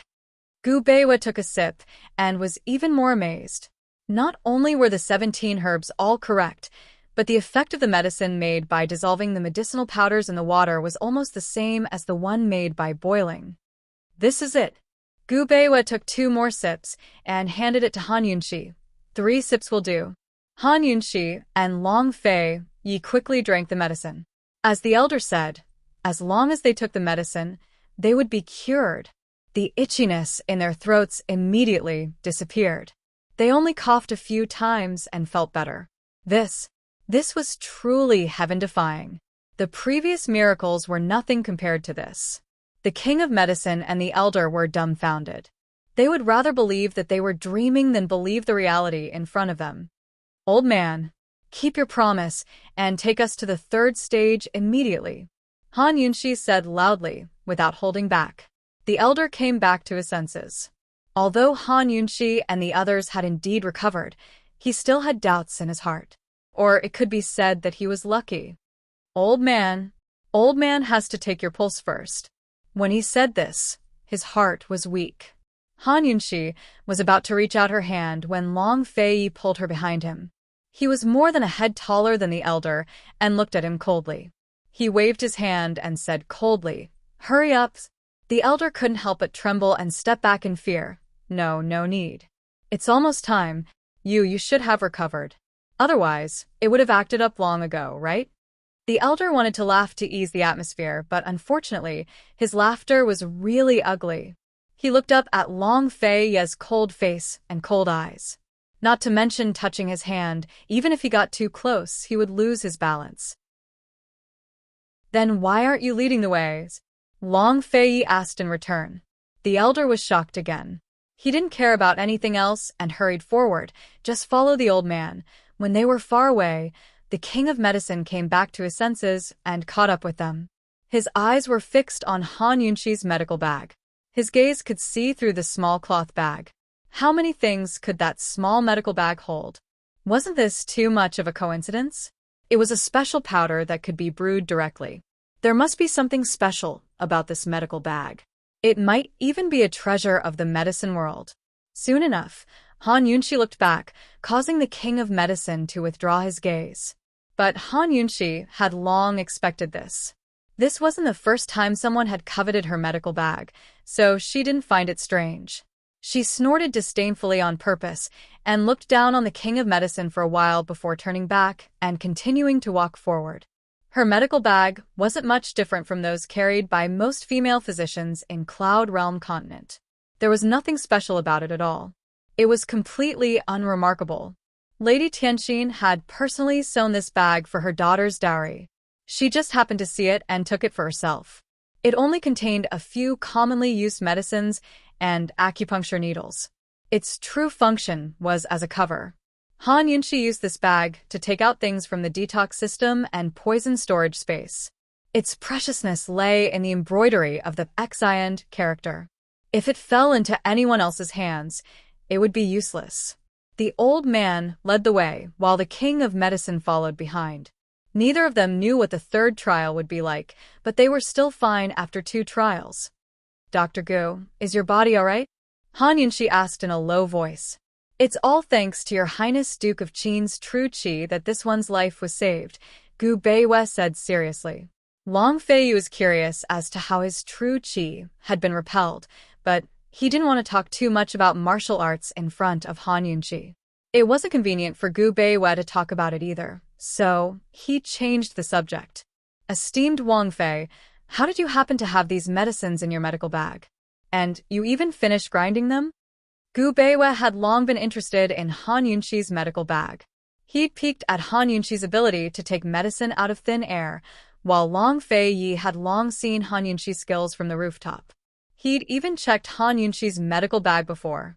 Although he didn't ask, he pricked up his ears to listen. Han Yunqi had been forced to take out the 17 powders in front of everyone. She'd long expected Gu Beiwei and Long Fei Yi to ask questions, but she hadn't figured out how to answer them yet. This matter was really troublesome. Han Yunqi was silent for a long time. Gu Beiwei had always been considerate, but this time he was too shocked. Seeing her silence, he teased, "Esteemed Wang Fei, your medical bag looks like 100 medicine bag." Han Yunqi really wanted to say, "It's a coincidence," but even she felt that this reason was an insult to her intelligence. She was conflicted. At this moment, the old man helped her out. He said, "Everyone, we've reached the last trial of the medicine requesting cave." What would the last trial be like? Behind them, the king of medicine narrowed his eyes sinisterly. Chapter 6:24. Long Fei Yi and Gu Beiwei were curious as to where Han Yunqi's 17 medicinal powders came from. Han Yunqi was curious as to how high Gu Beiwei's level of medical expertise was. Long Fei Yi was curious as to how his vigorous and overbearing true energy could be repelled by Gu Beiwei's frail body. In short, both of them had their suspicions, but at this moment, they had to put all their doubts aside because the stone door to the third stage was right in front of them. This was the last stage of the medicine requesting cave, so one could imagine how difficult it would be. The first stage was to identify medicinal ingredients, the second stage was to treat illnesses, and both were related to medicine. What would the third stage be? Han Yunqi thought that it would definitely be related to medicine. As long as it was within the realm of medicine, they were not afraid. She inadvertently turned around to take a look and realized that the old man, the king of medicine, had already disappeared. What's the third stage? Long Fei Yi asked. The old man is only responsible for sending you here. The old man took a few steps back, and in the darkness, his figure was faintly discernible. Just as he was about to leave, he could not help but say, "Young people, if you don't listen to the advice of your elders, you'll suffer." What do you mean? Han Yunqi asked. Once you reach the third stage, you won't even have the chance to admit defeat. You won't, the old man said as he retreated, and his voice grew fainter and fainter. As soon as his voice disappeared, another voice came from the darkness on the other side. This time it was a female voice. "Io, how can there be such a handsome man in this world?" Han Yunqi and the other two turned around to look and saw an alluring young woman slowly walking out. She was wearing a tube top and bloomers below, looking very cool. As she walked, she swayed her slender waist and tilted her head in a flirtatious manner. As the woman approached, a faintly discernible fragrance gradually diffused in the air. Han Yunqi did not discover that the fragrance was poisonous. She was worried, so she activated the detoxification system's detection function, but did not find anything strange. "This fragrance is not ordinary. It smells like medicine," Gu Beiwei whispered. "Medicine? What happens if you smell it for a long time?" Han Yunqi hurriedly asked. Some knockout drugs and anesthetics were not in the category of poison, but in the category of medicine. The detoxification system could not detect them. She could basically smell these kinds of drugs and did not need to rely on the detoxification system. However, this was the first time she smelled the fragrance of the woman. She couldn't be sure if it was poison or medicine. It just smells like it, but it could also be poison. This one has never smelled such a scent before, Gu Beiwei said truthfully. The two of them seriously smelled the aroma while pondering. Long Fei Yi's fist was placed in front of his nose. He obviously didn't like the smell. That woman's pair of red phoenix eyes kept shooting flirtatious glances at Long Fei. She almost ignored Han Yunxi and Gu Beiwei. She walked past them and headed straight for Long Fei. The corner of Han Yunxi's mouth twitched as she thought, could the third test be the beauty test? Gu Beiwei sat in his wheelchair and was gently stroking Lil Thing, as if he was deliberately avoiding this woman. Deep down, Gu Beiwei was a conservative man. Long Fei, on the other hand, was cold as he watched the woman approach. "Sir, what is your surname?" the woman asked coyly. Long Fei did not answer. The woman was secretly delighted. She liked cold, arrogant men like this. She kept walking forward, but Long Fei suddenly kicked her in the stomach before she could even get close. The kick sent her flying and made her disappear into the darkness around them. Gu Beiwei had unknowingly raised his head and looked over. His brows were slightly furrowed. No matter what, he could not raise his hand to a woman. Han Yunxi was amused. She joked, "Does your highness not know how to treat a woman with such a good figure?" Long Fei glared at her coldly. His fierce gaze made Han Yunxi shut her mouth resentfully. Soon, the woman suddenly flew out from the darkness. She was bleeding from her 7 orifices. She angrily pointed at Long Fei. "You dare to raise your hand against this lady. This lady will make you regret it." This prince only raised his foot. "You are not qualified for this prince to raise his hand," Long Fei said. You. The woman was furious. Her facial features were twisted together as blood flowed. It was a hideous and terrifying sight. Han Yunxi finally understood why Gu Beiwei was frowning. Long Fei's kick had caused her to bleed from her 7 orifices. It was really too ruthless. "What is the third test?" Speak. Long Fei's tone was completely commanding. "Less nonsense. Go in if you have the guts." The woman snorted. With a wave of her hand, the stone door automatically opened. Instantly, a fragrance floated out. It was exactly the same as the one on her body.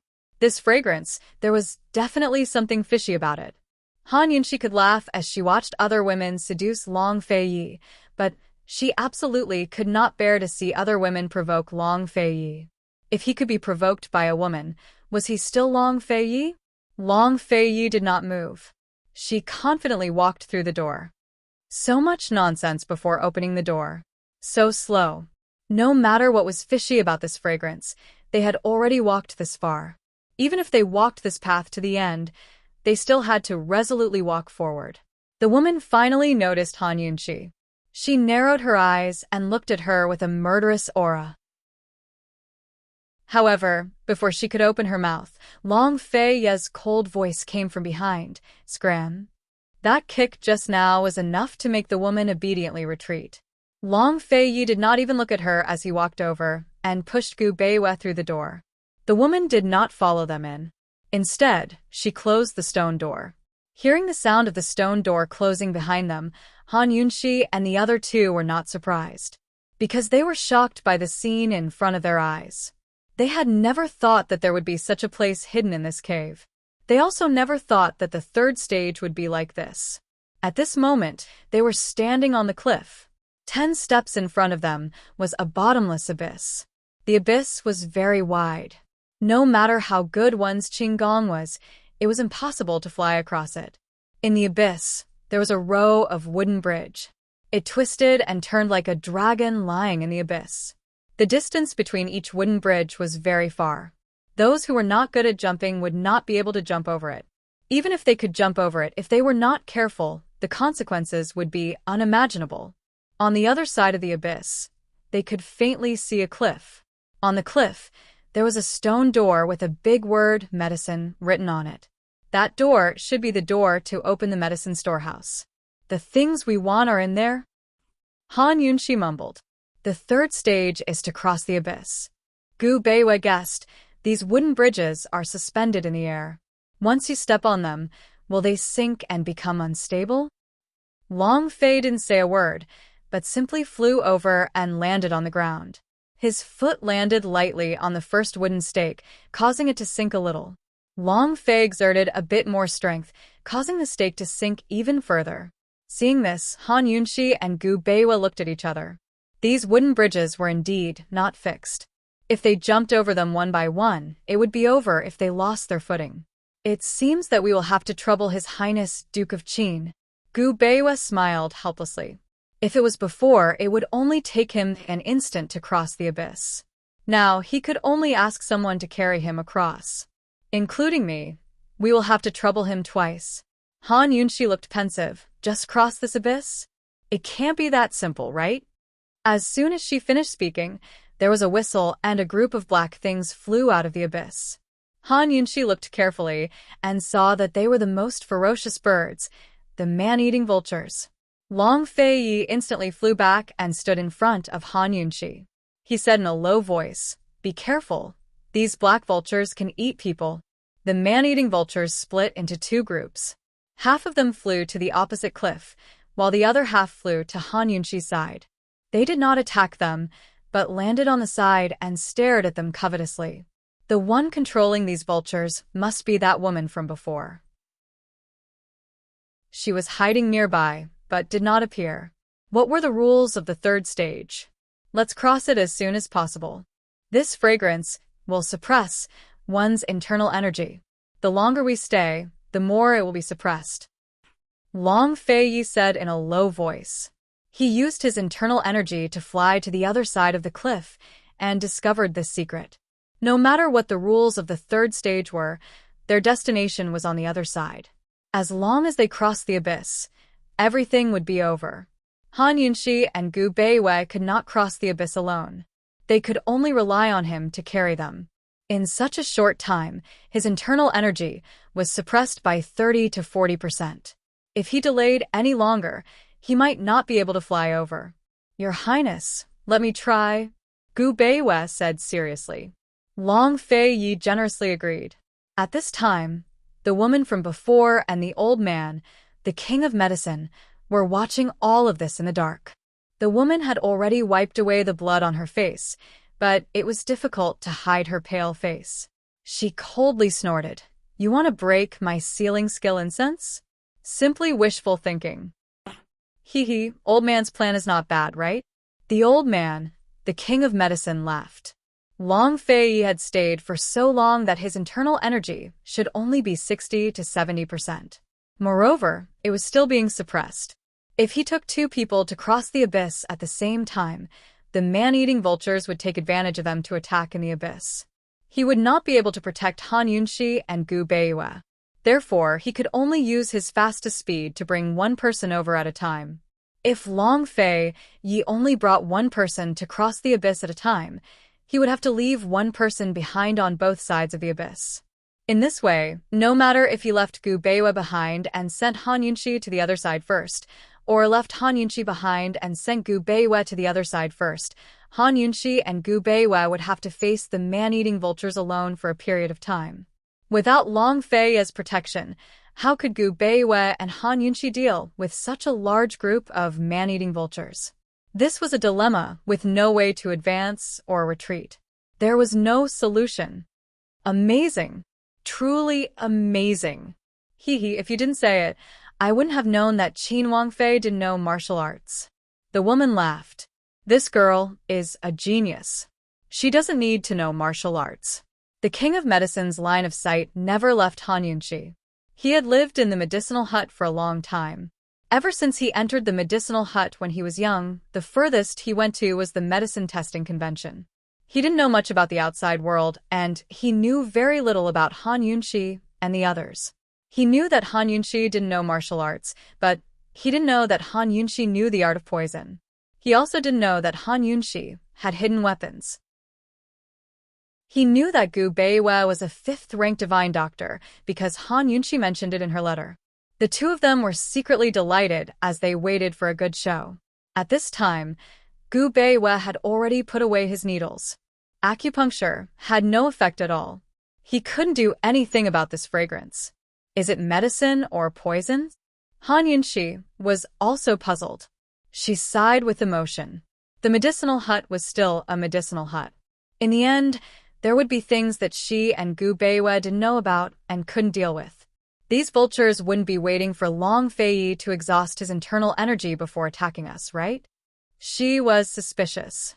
That should be it, Gu Beiwei said seriously. However, Long Fei denied it.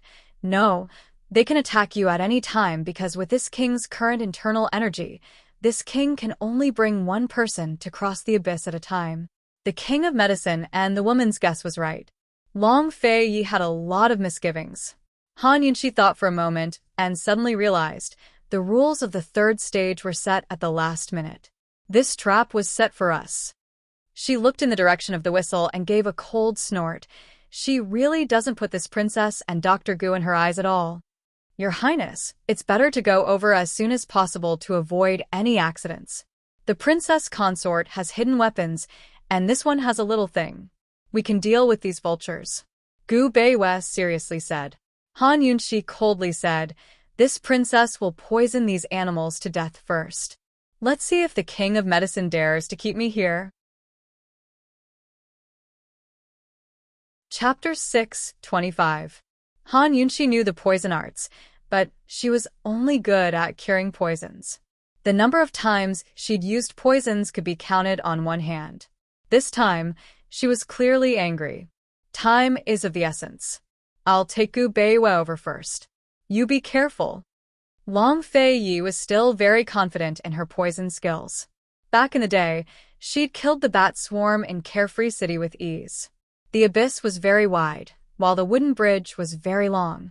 There was no telling what would happen on the way across, so he wouldn't risk Han Yunxi. Taking Gu Beiwei with him counted as scouting the way. You guys be careful too, Han Yunxi said as she glared at Lil Thing in Gu Beiwei's hands. She warned, protect Dr. Gu well, or else you'll be held accountable. Lil Thing nodded its head like a lackey, but its heart was laughing. Mama Yunxi doesn't need to warn me. I'll protect the gentleman well. In the face of danger, Lil Thing had to advance and retreat with everyone else. Long Fei pushed the wheelchair and was about to circulate his internal energy to push Gu Beiwei out when a whistle sounded. All of the man-eating vultures suddenly flew towards Long Fei and Gu Beiwei to surround them, completely ignoring Han Yunxi. Han Yunxi turned to look in the direction of the whistle, her eyes narrowing into slits. You're seeking death. The whistle had come from the alluring woman. She really didn't care about Han Yunxi at all. Her only target was Long Fei. That's right. As long as we trap the Duke of Qin's footsteps and stall for time, once his internal energy is sealed by the skill's sealing incense, they'll never be able to cross. The king of medicine was usually solemn, but now he was as excited as a child. The alluring woman stared at the mass of man-eating vultures, waiting for Long Fei to counterattack. She said, Old Yao, we agreed that you'd leave the Duke of Qin at Medicine Requesting Cave after this. Of course. Don't hurt that girl. The king of medicine's attention was all on Han Yunxi. He thought that if he had such a granddaughter, he could die in peace. The vultures beat their wings as they drew closer. By now, they'd already covered Long Fei and Gu Beiwei's figures, but Long Fei didn't make a move. The enchanting woman was flabbergasted. If this drags on, it won't do him any good. While they were talking, black feathers suddenly fell from the dense crowd of man-eating vultures. There were quite a few of them. The cannibal vulture shed its feathers? These man-eating vultures were all adults. Although they were bald like vultures, their feathers were plump and would rarely fall off. The enchanting woman and the king of medicine were both shocked. What was going on? Suddenly, with a bang, a man-eating vulture fell to the ground from the flock. The enchanting woman and the king of medicine were dumbfounded. This man-eating vulture's feathers were all gone. It was as naked as a plucked turkey. Its eyes were no longer sharp. They were round and frightened. It jumped around like a headless fly, letting out strange cries. It flapped its wings with all its might. Unfortunately, its featherless wings could no longer fly. Soon, the bald man-eating vultures fell one after another. Black feathers fluttered in the air, and the featherless turkey ran all over the ground. The entire cave was filled with the ghostly cries of the man-eating vultures.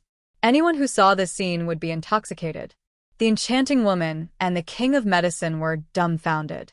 They had no idea what was going on. Long Fei Yi and Gu Beiwe knew what was going on. Gu Beiwe laughed loudly, and Long Fei Yi could not help but laugh.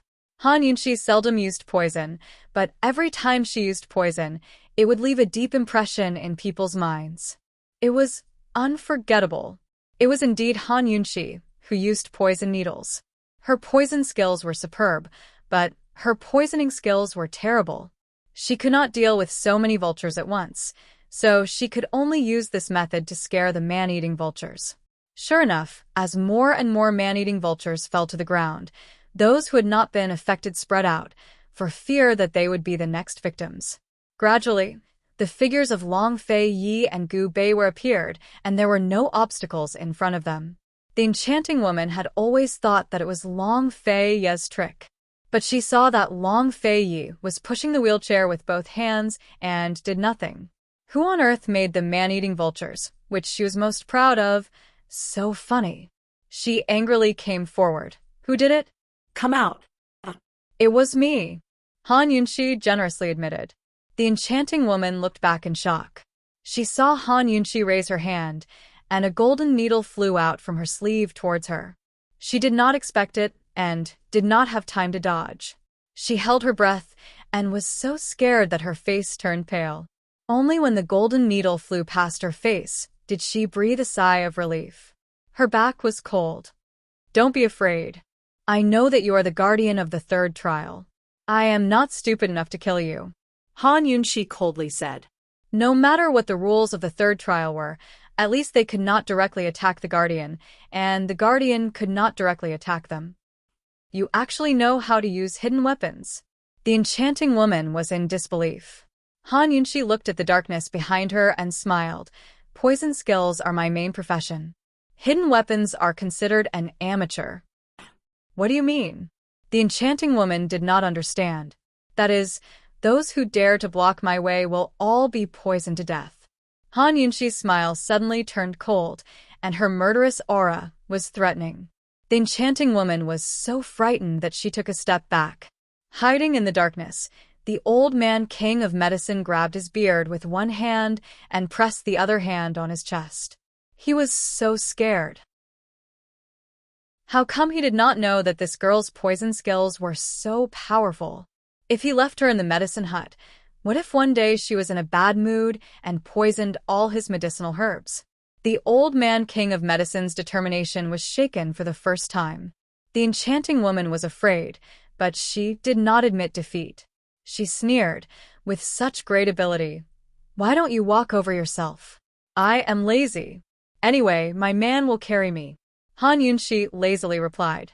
At this time, Long Fei Yi's palm hit Gu Beiwe's wheelchair and sent it flying. He also immediately flew into the air. He would not step on a wooden stake to cross the abyss step by step. With his current skill, he could smoothly cross the abyss by borrowing the strength of the wooden stake 2 or 3 times. The enchanting woman was very anxious. She whistled with a strange tone. The man-eating vultures that had just escaped flew back again. It seemed that there were some new ones joining them. The number was so large that people would have goosebumps just by looking at them. Han Yunxi was puzzled. Were these man-eating vultures forgetful? Did they forget the threat just now, or were they forcibly controlled? A large number of man-eating vultures gathered in the air, forming a solid black wall, blocking the path of Long Fei Yi and Gu Beiwe. Long Fei Yi caught up with Gu Beiwe. He held the wheelchair's armrest with one hand and pulled out his sword with the other. Although killing these man-eating vultures would consume internal strength, it was better than wasting time. In the cultivation sealing incense, time was internal strength to him. After he brought Gu Beiwe over, he still had to come back and take Han Yunxi away. Every moment he delayed, Han Yunxi would be in more danger. Long Fei Yi held his sword tightly and suddenly raised it. Like a rainbow, the sword slashed towards the man-eating vulture's wall. With just one slash, the solid black wall was smashed into pieces. Many man-eating vultures died. The rest seemed to be enraged and crazily attacked Long Fei Yi. Long Fei Yi faced them head-on. With one hand, he raised his sword and slashed it down. Blood splattered everywhere. With the other hand, he held the wheelchair's armrest, firmly supporting Gu Beiwe and the wheelchair's weight. He did not let Gu Beiwe lean at all. Gu Beiwe looked at the back of his hand with blue veins popping out. His heart was full of complicated feelings. The little thing also looked at him and felt a little distressed. It always knew that although Long Dada looked very fierce, he was actually very good to his people. Although Long Fei Yi killed many man-eating vultures and carried Gu Beiwe forward, they did not go far.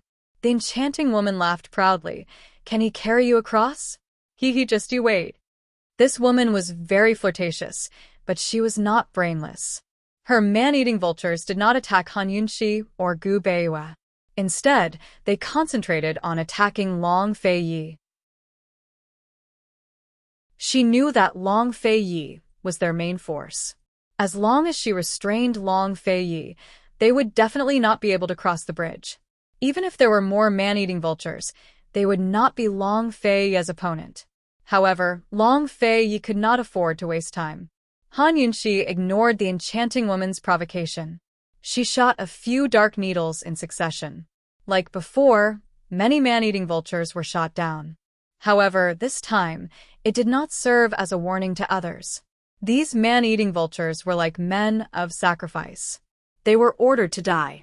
Han Yunxi's eyes flashed. She continued to shoot a few more needles to test the waters. The enchanting woman sneered disdainfully. "Take your time. Don't worry. I will count them one by one for you." Han Yunxi tilted her head and looked at her. "Are you sure?" The enchanting woman was somewhat uncertain. However, she still said arrogantly, "I'm sure." "Wait." Han Yunxi walked forward and squatted down in front of a dead man-eating vulture. She took out a row of golden needles and performed acupuncture on the dead man-eating vulture. The enchanting woman walked closer to take a closer look. She saw that Han Yunxi's golden needles were dipped in poison. They were all black. After a while, the man-eating vulture's corpse emitted a strange smell. Instead of killing the living ones, she used poison on the dead ones. What was this woman trying to do? The enchanting woman covered her nose and didn't understand what was going on. The group of man-eating vultures that were besieging Long Fei Yi seemed to be possessed. They rushed to Han Yunxi's side. The enchanting woman was so shocked that she whistled. However, the man-eating vultures were completely out of her control. They rushed over crazily. After Han Yunxi stepped back, the man-eating vultures all rushed to the corpse and fought for food. All the man-eating vultures that ate the corpse died on the spot without exception. Once they died, they immediately became the food of their companions. This cycle continued. After a while, the ground was covered with corpses.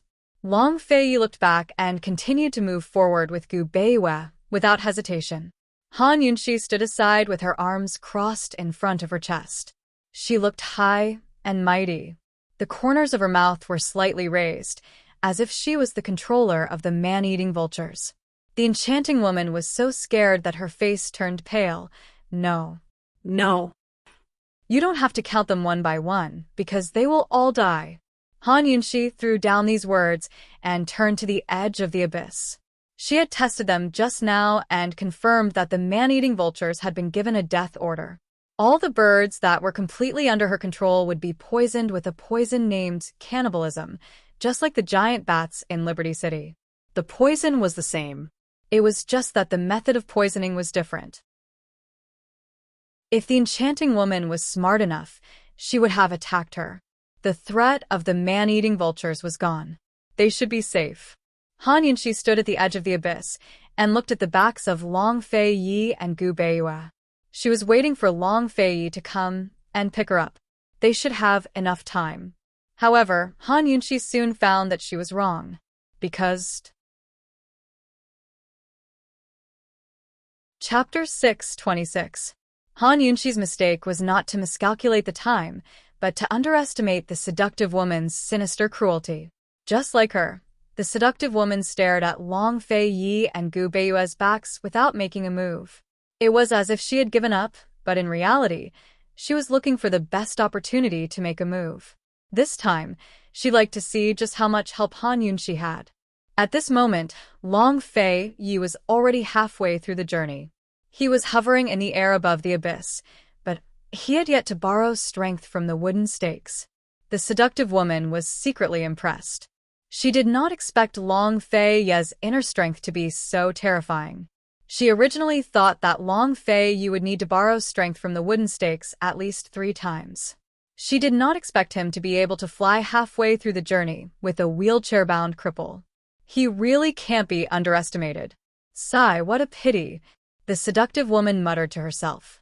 She had always been ruthless, but facing such an outstanding man like Long Fei Yi, she was still somewhat reluctant. Of course, she would rather destroy something that was destined to be unattainable. At this moment, the old man king of medicine, who was hiding in the darkness, was also staring at Long Fei Yi. He knew very well what the seductive woman was going to do. He was so nervous that he clutched his long beard tightly, forgetting about the pain. He did not have the solemn and dignified aura that he had outside. He was frightened by the group of man-eating vultures that were killing each other. He was already regretting his decision and did not dare to keep Han Yunxi in the medicine hut. However, he still wanted to be Han Yunxi's master, a true master. He wanted to teach her medicine and give her the medicine hut in the future. Han Yunxi's excellence would convince people wholeheartedly and make people unable to let go. To save this master-disciple relationship, he had to stop the seductive woman. However, he could not do it because he could not make the decision in the medicine-requesting cave. Since Han Yunxi and the others had entered the medicine-requesting cave, they had to walk this path to the end. Abruptly, Long Fei, who had been flying through the air above the bridge, dropped to the ground. He was finally going to borrow strength. At this moment, he was ruthlessly stomping down on the wooden stake below. When it came to borrowing force, the stronger the force, the greater the rebound force. Without a doubt, Long Fei Yi's stomp was very heavy. He wanted to use this stomp to speed up and reach the opposite shore. After all, he was worried about Han Yunxi. Han Yunxi understood the principle of borrowing power. She was very confident in Long Fei Yi, but she never thought that when Long Fei Yi was about to step on the wooden stake, the enchanting woman would suddenly order, "Release the arrows." In an instant, countless sharp arrows shot through the air and accurately struck the wooden stake, causing it to shatter into pieces. The fragments scattered into the abyss and disappeared. Long Fei Yi missed a step and instantly lost his center of gravity. Together with Gu Beiyue, he fell down hard. Originally, when he needed to borrow strength, he was almost unable to support himself. Adding on the strength of his stomp, they fell 3 to 4 meters deep. At the same time, the skill-sealing incense in the air suddenly became very strong. It was so strong that it made people unable to control themselves and sneeze. The enchanting woman wanted to kill them all. Long Fei Yi. Han Yunxi was shocked. She saw Long Fei Yi and Gu Beiyue falling down rapidly. There was nothing to cling on to as their figures were getting further and further away. Long Fei Yi. She kept shouting. She didn't know if Long Fei Yi heard her or not as he didn't respond to her. Everything happened too suddenly. I also don't know what's at the bottom of the abyss. The enchanting woman was somewhat regretful. But when facing Han Yunxi, she maintained a calm and composed attitude.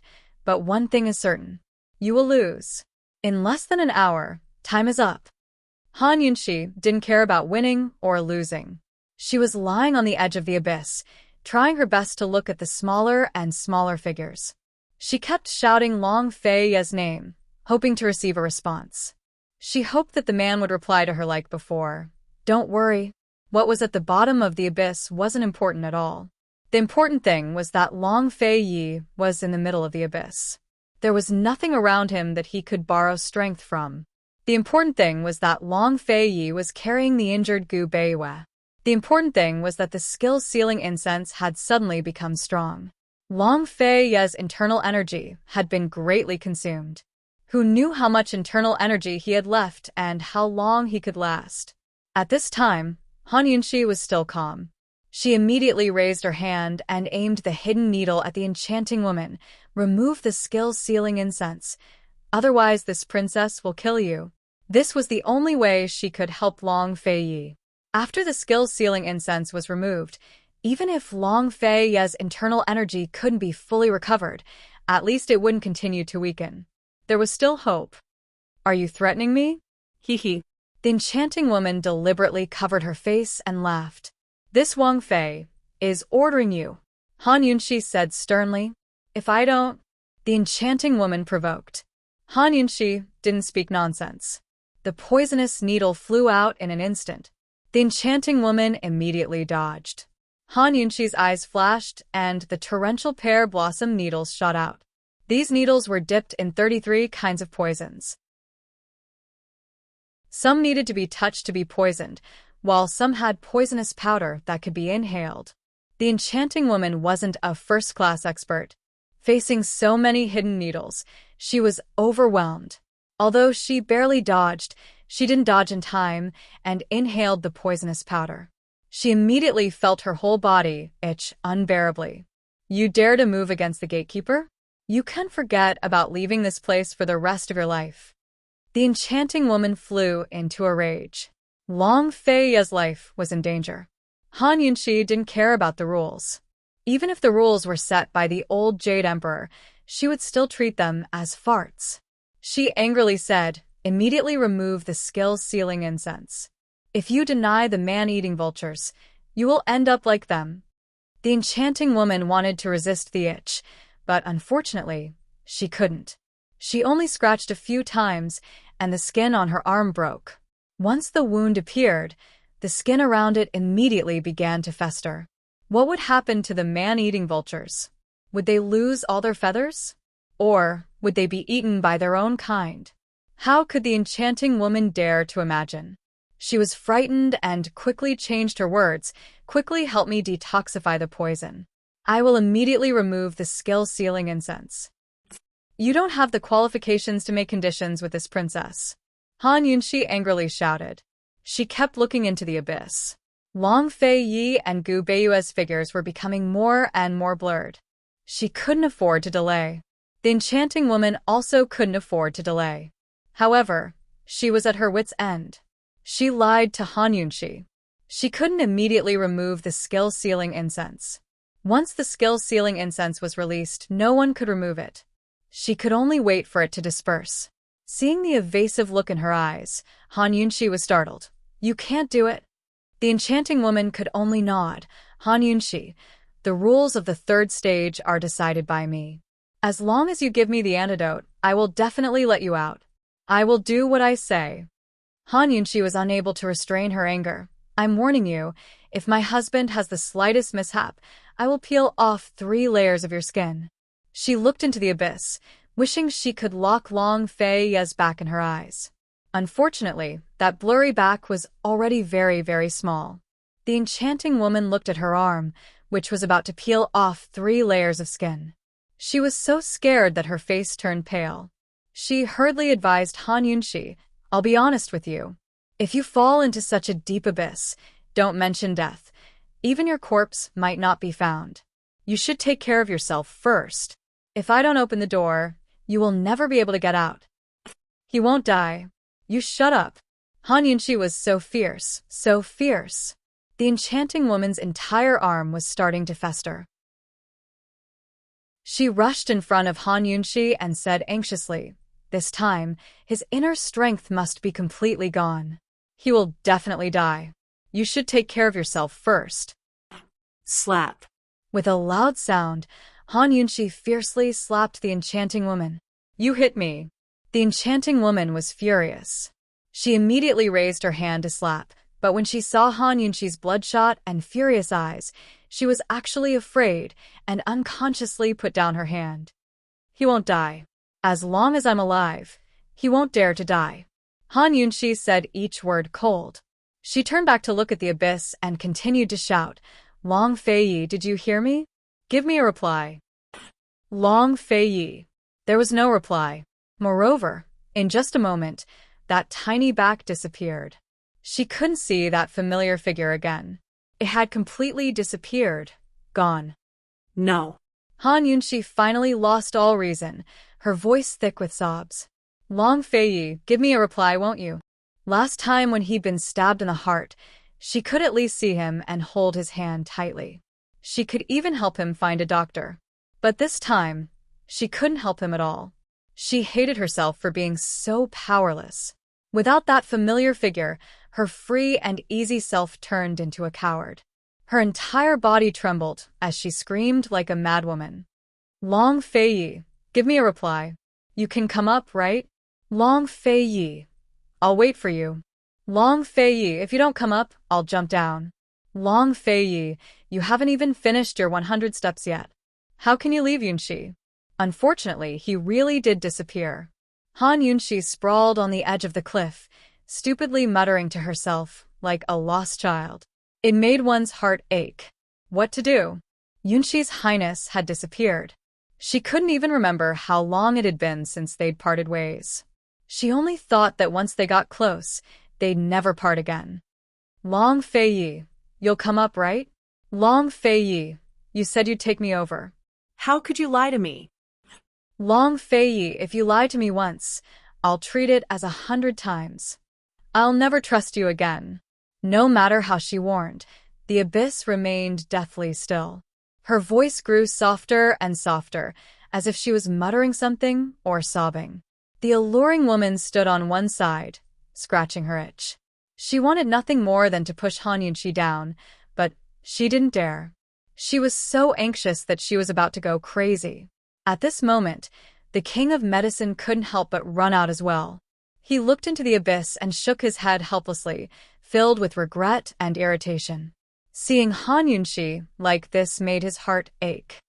Lass, the dead can't come back to life. You have to think for yourself. These are the rules of the medicine requesting cave. Didn't old man try to persuade you back then? The king of medicine did his best to salvage some of his image. Unfortunately, Han Yunxi seemed to have lost her mind and ignored him. The king of medicine glanced at the alluring woman, feeling rather impatient. Although the medicine requesting cave belonged to the medical hut, it wasn't under his jurisdiction. If this dragged on and the alluring woman really died, the guards of the medicine requesting cave wouldn't let Han Yunxi off even if he begged for mercy. Lass, let's talk things over. If you cure her poison, old man won't force you to stay at the medical hut, all right? The king of medicine coaxed again. Han Yunxi suddenly glared at him with murderous eyes. With the alluring woman's example as an example, the king of medicine backed away in fright. But Han Yunxi didn't make a move against him, but...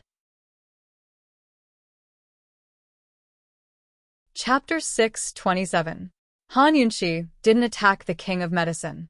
Instead, she turned around and jumped into the abyss. Long Feiyi didn't come up, so she went down to look for him. On the yellow spring road, beside the river of forgetfulness, at the bridge of helplessness, she went to look for him. The king of medicine was anxious. He reached out to pull her back, but he was too far away and couldn't make it in time.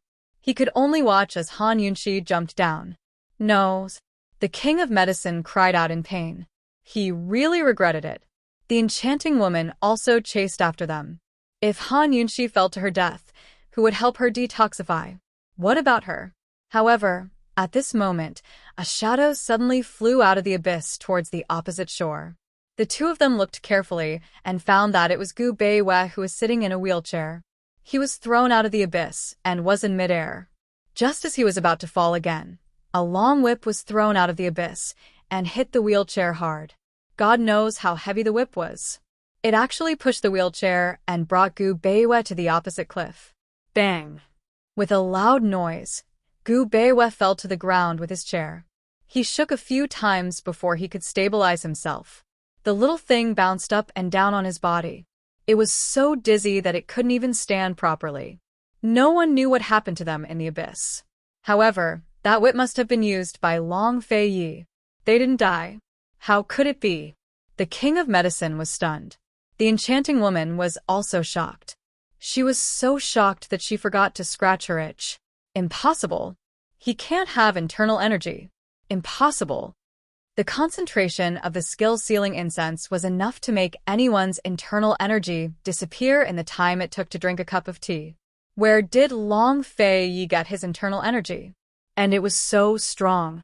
Even if there was no skill sealing incense, no matter how powerful an expert was, it was impossible to use such strength in the abyss, where there was nowhere to borrow strength.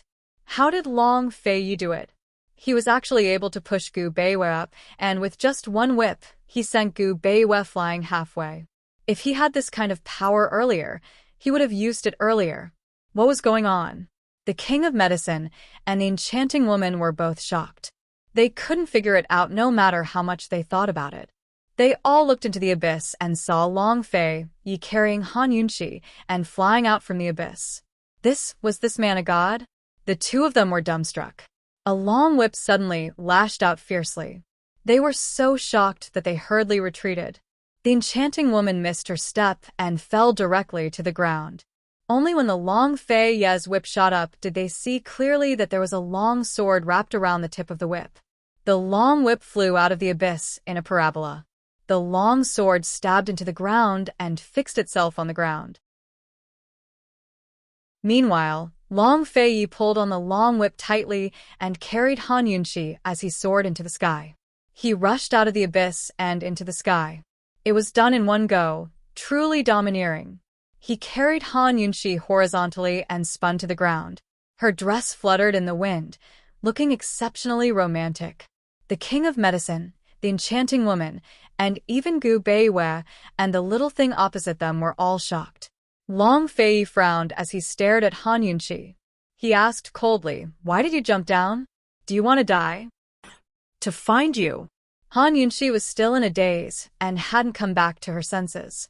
She was really frightened. Stupid woman. Long Fei Yi looked displeased. Unexpectedly, Han Yunxi suddenly hugged his neck with both hands and cried, "Long Fei Yi, you're not dead. You're not dead. You're not dead." Long Fei Yi still wanted to teach her a lesson, but when he heard Han Yunxi crying, he was at a loss. A trace of panic even flashed across his cold face. When this woman cried, his world was in chaos. Han Yunxi was hugging him so tightly that he had no choice but to lower his head so she could hug him. Han Yunxi was sobbing so hard that her snot and tears were all over his face. As a clean freak, he could only let the tears and snot smear them all over his chest. Han Yunxi was still trembling. His heart had always been hard and cold, but now it was throbbing with pain. However, he didn't ask her not to cry. Instead, he allowed her to vent. He knew that this time, she was really frightened. He had never cried since he was very, very young, and he wouldn't cry again. However, he knew that crying would make him feel better. Just like that, the entire cave was silent. Only Han Yunxi's low sobs could be heard. She buried her head in Long Fei Yi's chest, and her cries reached his heart. Gu Beiwei watched from a distance as he listened. His heart ached as well, but he also felt a faint sense of helplessness. Earlier he and Long Fei Yi both heard Han Yunxi's voice, but the situation was too urgent, so they were unable to respond to her. From the start till the end, she only called out one name, Long Fei Yi. Silly lass. Gu Beiwei laughed helplessly. He gently stroked the little thing and recalled the scene at the bottom of the abyss. When he and Long Fei Yi fell, the skill-sealing incense suddenly became very strong. Long Fei Yi knew that he couldn't do it, so he gave up and rushed up.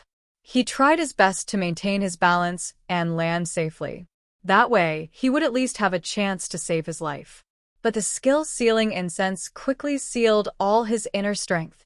Gu Beiwei remembered clearly that once the skill-sealing incense became strong, Long Fei Yi instantly lost all his strength and brought him down rapidly. However, he also didn't know what happened. He only felt that Long Fei Yi's body exploded with a strong qi. Then, he seemed to have recovered. He actually pulled the wheelchair and steadily stopped in the abyss. Long Fei Yi seemed to be adjusting the inner strength in his body. After stopping for a while, he shook him out of the abyss. Then he added another whip and sent him back up. He was sure that Long Fei Yi's inner strength was different from before. It was far stronger than before. This guy's inner strength was originally very strong and domineering. It was rare. Now his inner strength was even more terrifying. Gu Beiwa pondered. Could it be that this was not inner strength, but a power sealed in Long Fei Ye's body? In a moment of desperation, Long Fei Ye could only remove the seal? Thinking of this, Gu Beiwa looked at the sword that was still stabbed into the ground. Long Fei Yi had the strength to push him and his wheelchair out of the abyss, but he couldn't carry Han Yunxi up. He had to use the whip to borrow strength from the cliff. It seemed that he would have to pay the price immediately for removing the seal. Otherwise, he wouldn't have needed to rely on external forces if it was just one at the front and one at the back. Gu Beiwa was basically certain that Long Fei Ye's body was hiding a secret. His swordsmanship came from Tianshan Kenzo, but his whip skills were unknown. Did this sealed power come from Tianshan Kenzo, or was it related to his whip skills? At this time, Han Yunxi had stopped crying. Instead, she was laughing. Looking at Long Fei Yi in front of her, she laughed foolishly with tears in her eyes. It turned out that the burly Qin Wangfei, Han Yunxi, could also have such a silly moment. Long Fei Yi was originally distressed, but he was amused by Han Yunxi's current expression. He almost couldn't hold back his laughter, but he still managed to hold it in. He gently wiped away her tears and said disdainfully, "You're afraid of such a small thing? What's the use of being afraid when you're not here?" Han Yunxi asked seriously. Long Fei Yi didn't know how to answer. He rubbed her bangs and said in a low voice, "All right, it's fine now. How did you break the sealing skill and sense?" Han Yunxi was finally curious. This prince's inner strength isn't that weak. This move is called putting one's life on the line. Do you understand? Long Fei Yi asked. Han Yunxi shook her head. She didn't understand. This is the highest realm of inner strength cultivation, Long Fei Yi said indifferently. Whether he was telling the truth or not, only he knew. Han Yunxi wanted to ask more, but at this time, the enchanting woman finally couldn't hold it in anymore and flew into a rage. Han Yunxi, he's not dead. Hurry up and help me cure the poison. If she didn't cure the poison now, her skin would rot. Han Yunxi wanted to jump down, but Long Fei Yi hugged her tightly and refused to let her. Han Yunxi gave in and asked the enchanting woman coldly, "Did you set the rules for the third trial?" The enchanting woman naturally knew what she meant. Although the time wasn't up yet, Han Yunxi had already broken the rules by attacking the guardian. They had lost. "I set the rules. Han Yunxi, since you dared to barge into Medicine Requesting Cave, you have to abide by the cave's rules. You can't blame me for not having the ability to pass smoothly," the enchanting woman argued. Han Yunxi sneered, "Rules? Then did you abide by the rules? Don't tell me you already knew that, Dr. Gu, and I don't know martial arts?" Setting up such a trap obviously meant that she knew her and Gu Beiyue's weaknesses beforehand. The enchanting woman pursed her lips and didn't answer. She knew very well that she had broken the rules first. What, the old king of medicine can still interfere with the Medicine Requesting Cave's affairs? Han Yunxi asked again. Although she didn't understand, based on the old king of medicine's sneaky behavior, she could guess. The enchanting woman was completely speechless. She kept scratching her itch. Although she was unwilling to give in, there was nothing she could do. If she had known earlier, she wouldn't have provoked this group of people. She surrendered. "Fine, help me cure the poison, and I won't bicker with you." "Say it clearly. What do you mean by won't bicker?" Han Yunxi was still cautious. "I'll take it that you didn't attack me. Deal," the enchanting woman said reluctantly. Only then did Han Yunxi give her the antidote. Long Fei Yi carried her, turned around, and flew out. This time, he used the long whip. Halfway through, he used the long whip to fling out the long sword, piercing it into the cliff before flying over.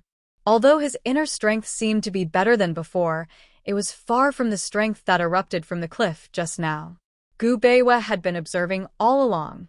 However, once Long Fei Yi and Han Yunxi landed, Gu Beiwa retracted his gaze.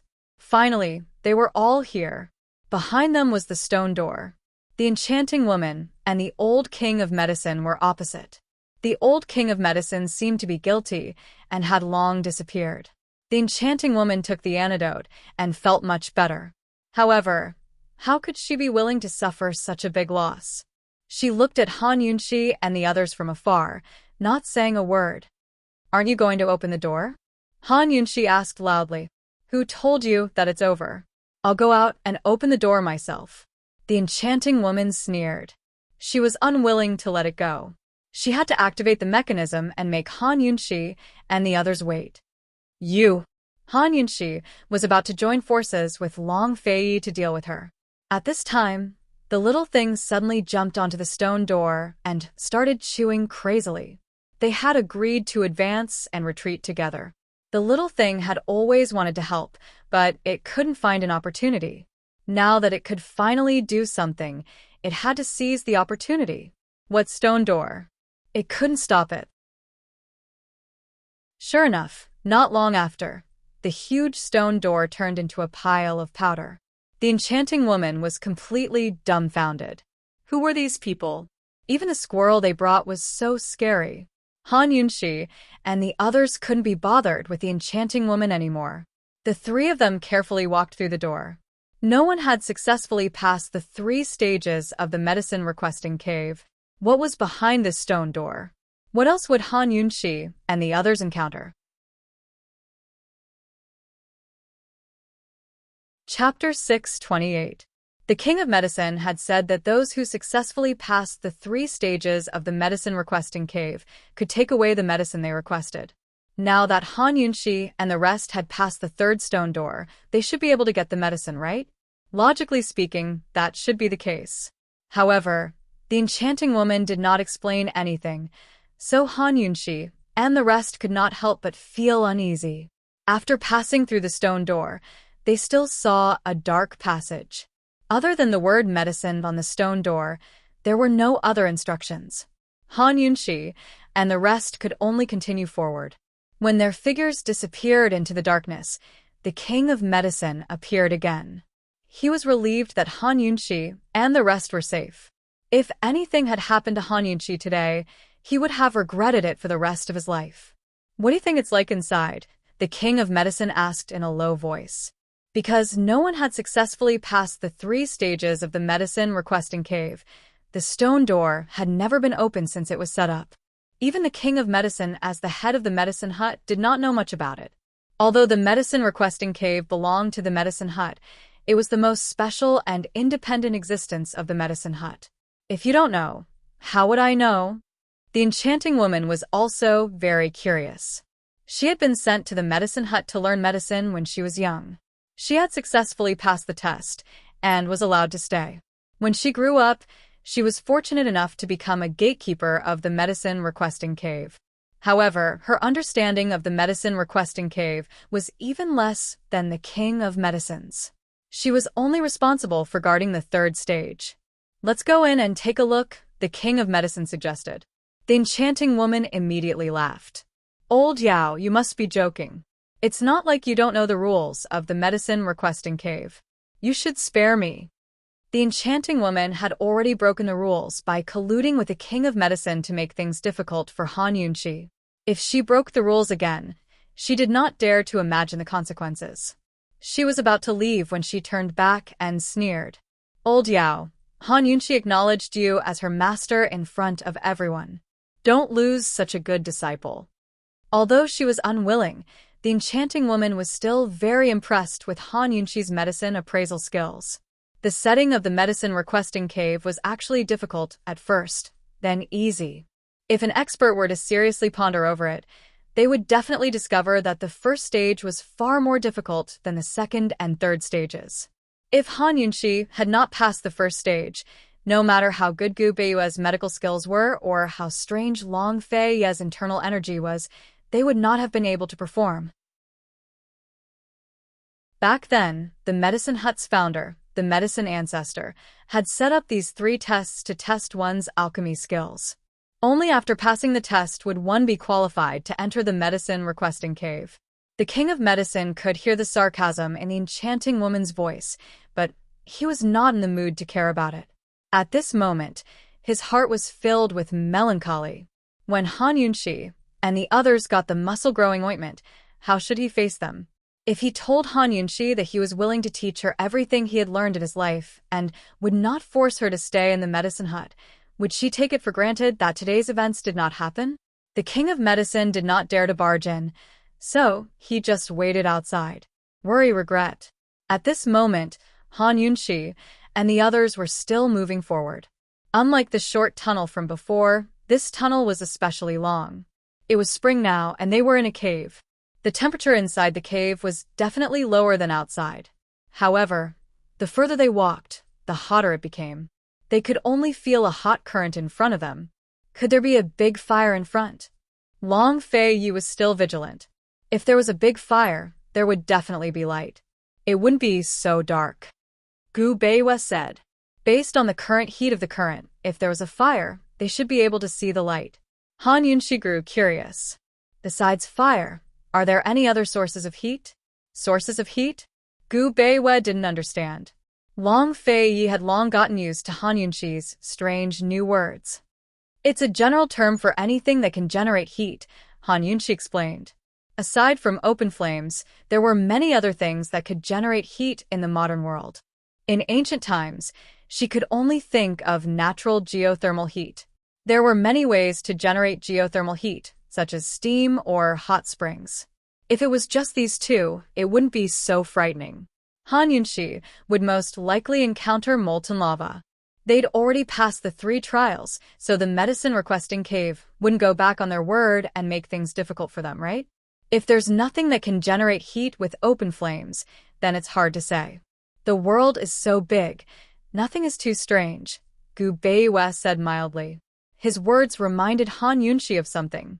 After all, there were plenty of things in Cloud Realm continent that she couldn't explain with science, so there was no point in analyzing them. They'd find out once they reached the front. There seemed to be a long way to go. In the silence, Han Yunxi spoke up first. Dr. Gu, your medical skills aren't just at the 5th rank, right? She'd long wanted to know if this guy could treat half-day cough. This one never went to the medical academy to take the advancement exams, so I'm not sure what rank I'm at now. But I should be at the 6th rank. Gu Beiwa was very modest. Dr. Gu, does the medical academy's academy head know that you're so modest? Han Yunxi teased. Even academy head Gu couldn't treat whooping cough, but Gu Beiwa could write down the correct prescription on his first try. He had to be at the 7th rank at the very least.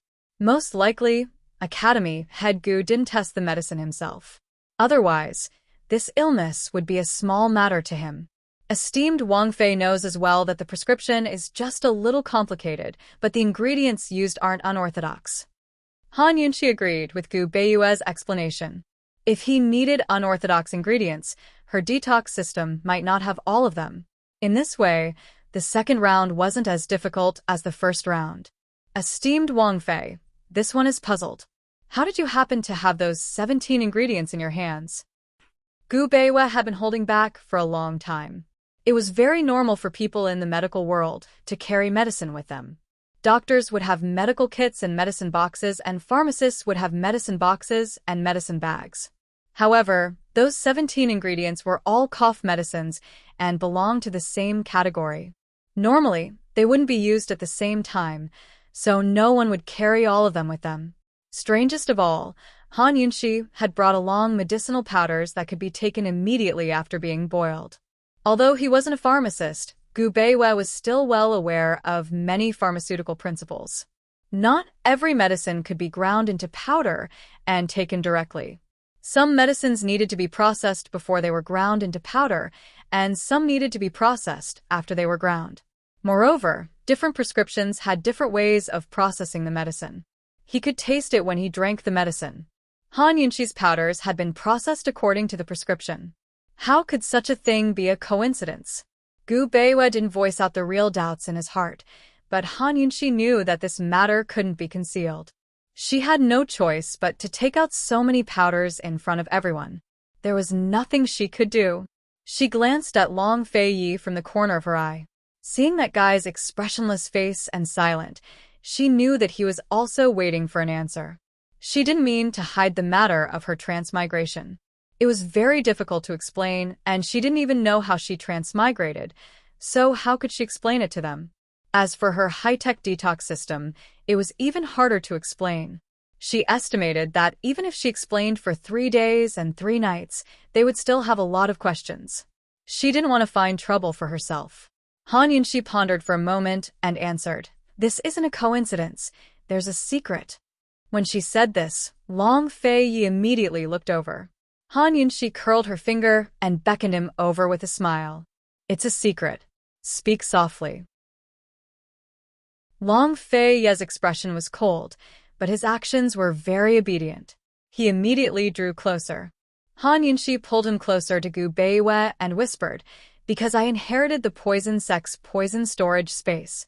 Han Yunxi explained the poison sect's poison storage space in a concise manner. However, she described the detox system's special functions as the poison storage space. In reality, the poison storage space only stored poisons. Only the detox system could store medicines and identify them. With this explanation, Long Fei Yi and Gu Beiwei both understood. They were both surprised and delighted. Long Fei Yi stroked Han Yunxi's bangs. "You've grown wings now. You dare to hide good things from this prince?" Han Yunxi's smile was very stiff. "I only fully opened the space recently and figured it out. I was still confused before. I had to figure it out first before telling you." "What's the latest time?" Long Fei asked next.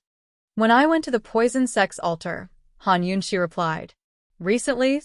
Long Fei Yi's voice changed. Han Yunxi smiled apologetically. "I was afraid you wouldn't believe me, but I found it quite unbelievable myself." Seeing Han Yunxi pressed so hard, Gu Beiwei suddenly exclaimed, "Esteemed Wang Fei, does that mean Lady Tianxin is from the poison sect?" He was clearly trying to save the situation, so Long Fei Yi didn't pursue Han Yunxi any further. Han Yunxi wanted nothing more than for someone to help her out of this predicament. She hastily replied to Gu Beiwei, "I'm not related to the Han family by blood. My mother married Han Kongan because she was pregnant with me. My mother is Mu Xian of Medicine City's Mu family. My father is from the poison sect." She had inexplicably trusted Gu Beiwei a long time ago and didn't hide many things from him. Now, she trusted him even more. Gu Beiwei was an absolute actor. He was startled at first, then hastily bowed. "Don't worry, esteemed Wang Fei. This one will definitely not say a word about this matter." Long Fei Yi sneered from the side. He didn't know why someone as smart as Han Yunxi would trust Gu Beiwei so much. Han Yunxi simply trusted him so much that she nodded without saying anything else. "This one has heard that pill masters can cultivate a medicine storage space, but I didn't expect the poison sect to have such a good thing as well. Esteemed Wang Fei didn't need to cultivate and inherited it. It's truly a great fortune." Gu Beiwei sighed with emotion. Long Fei Yi agreed with these words. Being a remnant of the poison sect had brought Han Yunxi a lot of trouble, but at the very least, they'd given her something good as compensation.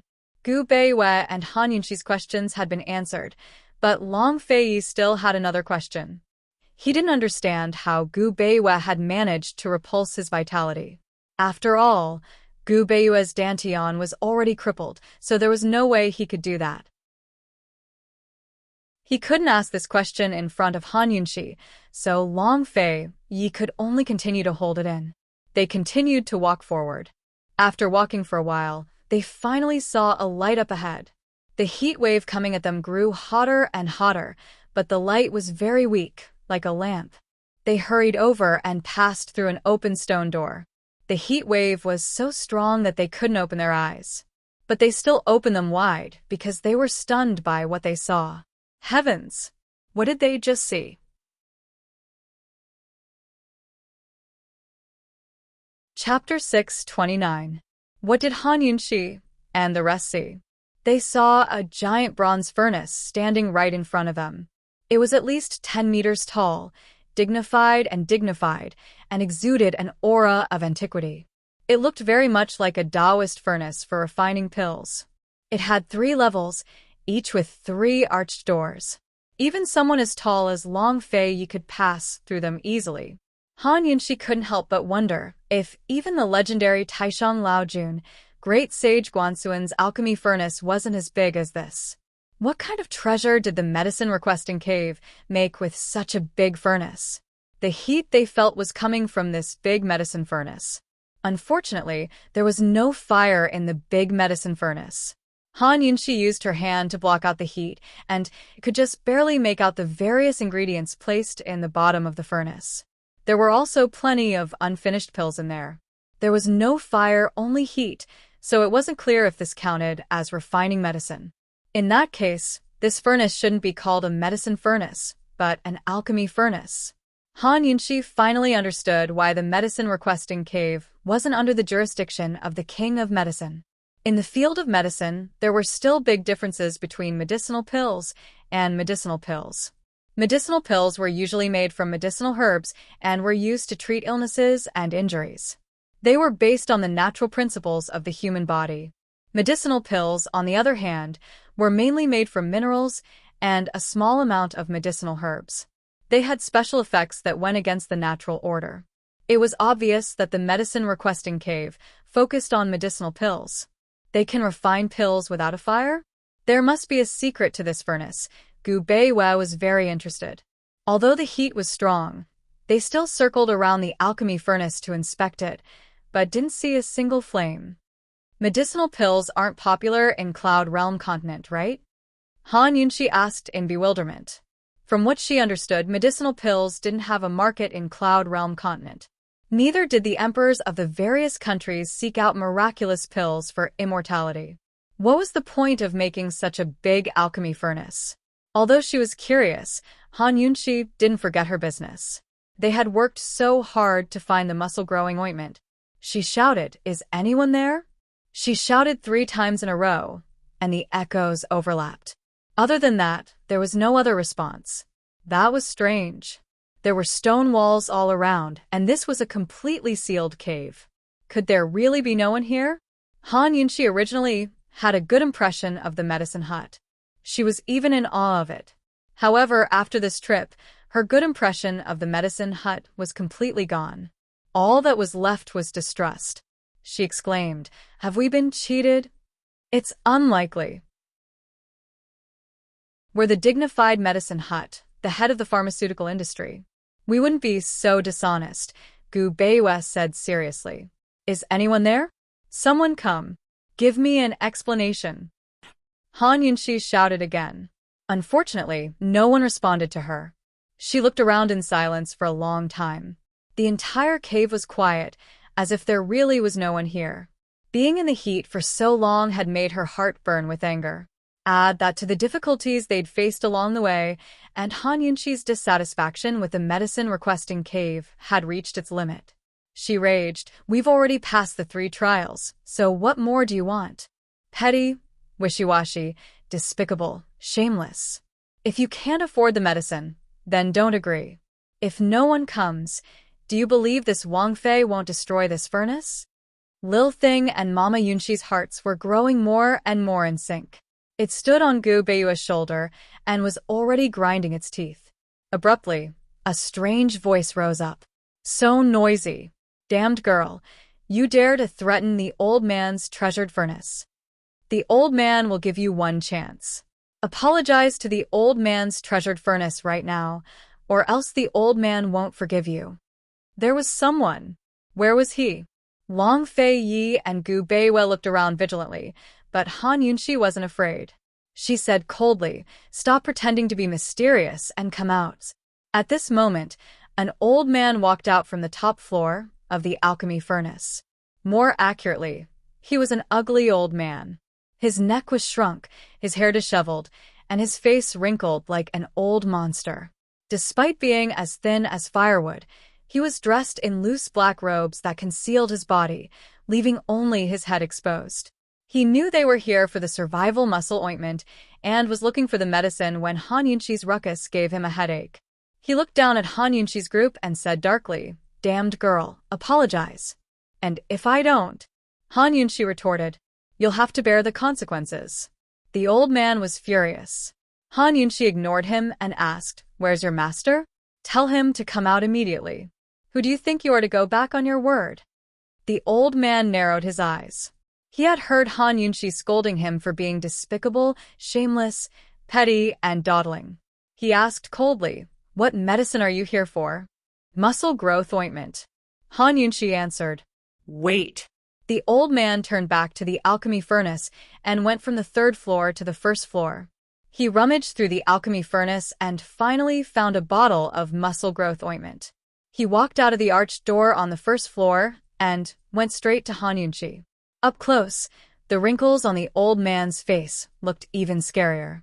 Han Yunshi wasn't afraid, but Long Feiyi still pulled her behind him immediately. He faced the old man. "You're the master of the medicine requesting cave?" "That's right. Here, this is the medicine you asked for." The old man presented the muscle growth ointment to Long Feiyi. His palm was so thin that only bones were left. His fingernails were longer than his fingers and were covered in medicinal stains. He said, "You're quite capable to be able to pass the 3 stages.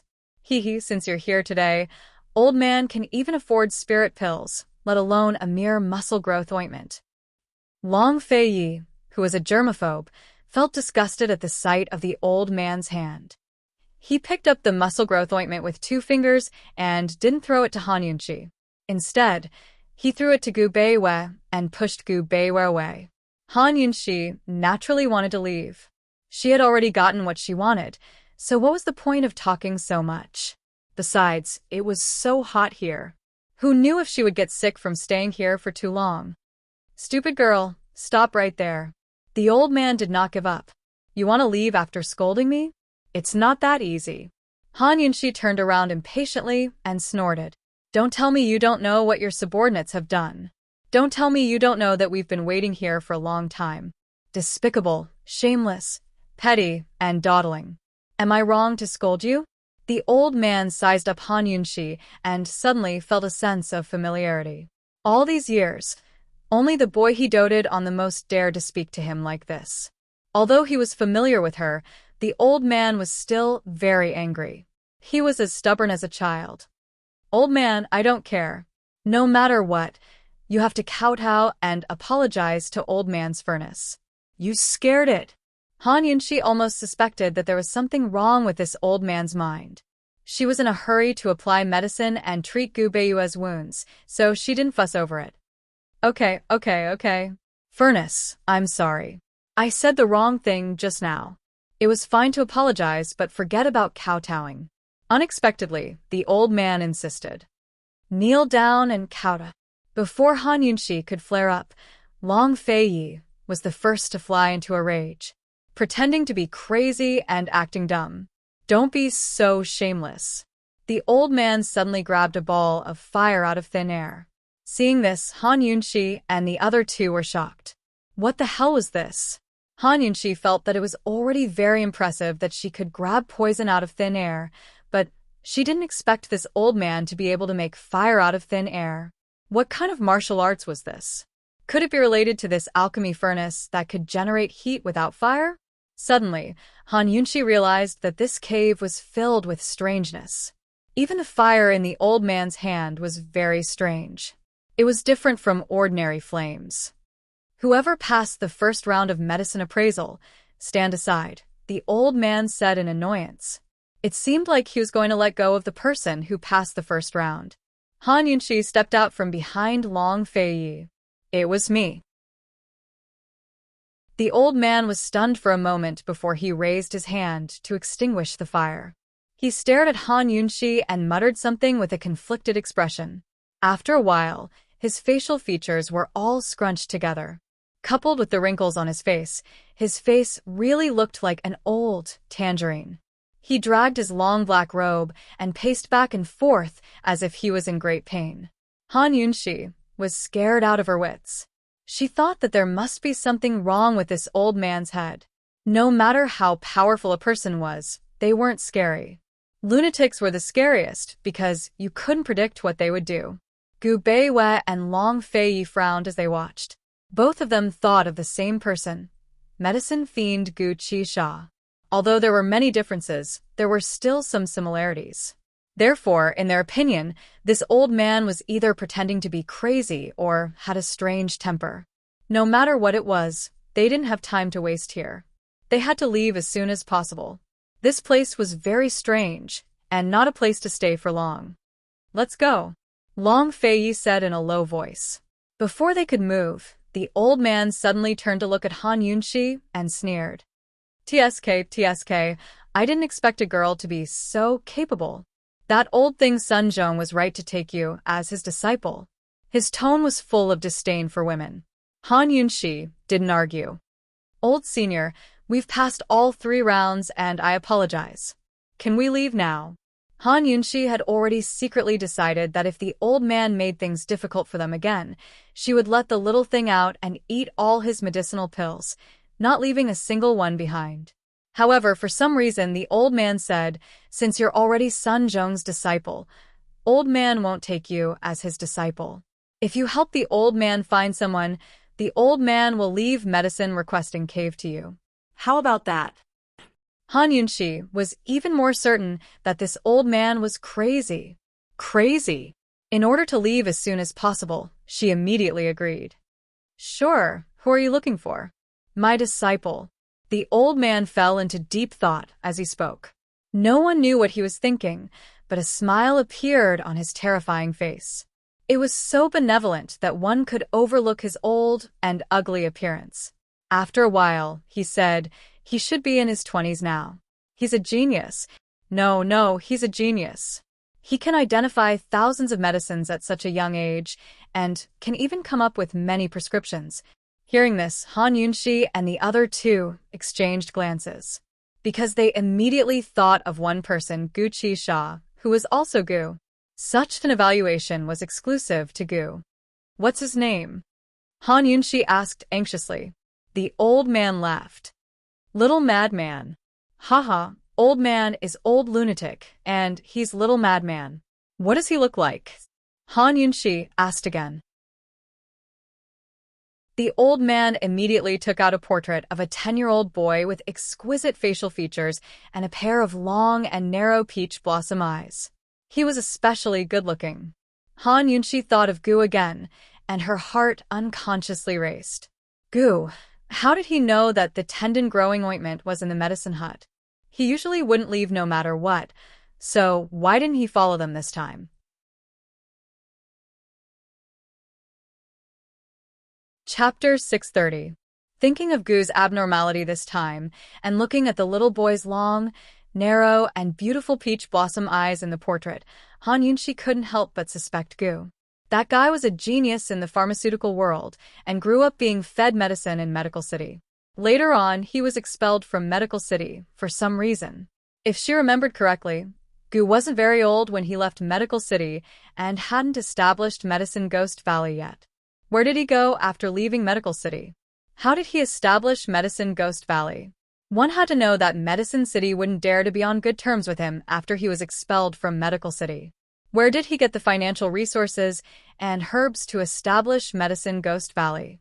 Why did little madman leave medicine requesting caves? Han Yunxi asked. Old Zhao suddenly looked over angrily. Find him according to the portrait. As for the rest, mind your own business. Knowing that he had a strange temper and was unpredictable, Han Yunxi didn't argue with him and said patiently, it's been more than 10 years. No one knows what he's become. You might not be able to recognize him even if he stood in front of you. How are you going to find him based on this portrait? Old Zhao pondered as he stared at Han Yunxi. For some reason, tears streamed down his face. It's all old man's fault. Old man shouldn't have hit him back then. Why did you hit him? Han Yunxi was shocked. If he left because he was beaten, how serious was the beating? That day, old Zhao was about to say it when he suddenly stopped. Stupid girl, old man's medicine requesting cave isn't that easy to obtain.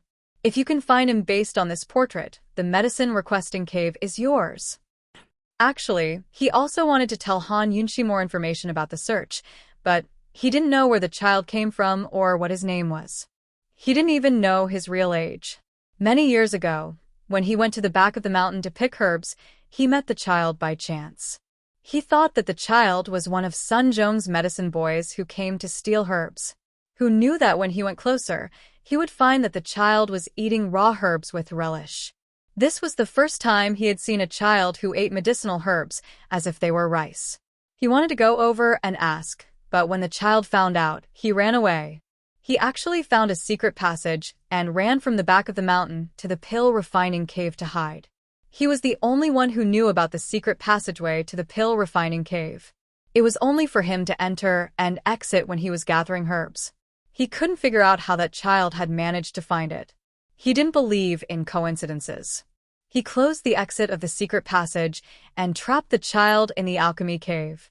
He patiently confronted the child for 3 days and 3 nights. In the end, the child finally surrendered and said that he wanted to eat. He gave the child hot food. He didn't know how long it had been since the child had eaten hot food, but the child's stomach almost burst.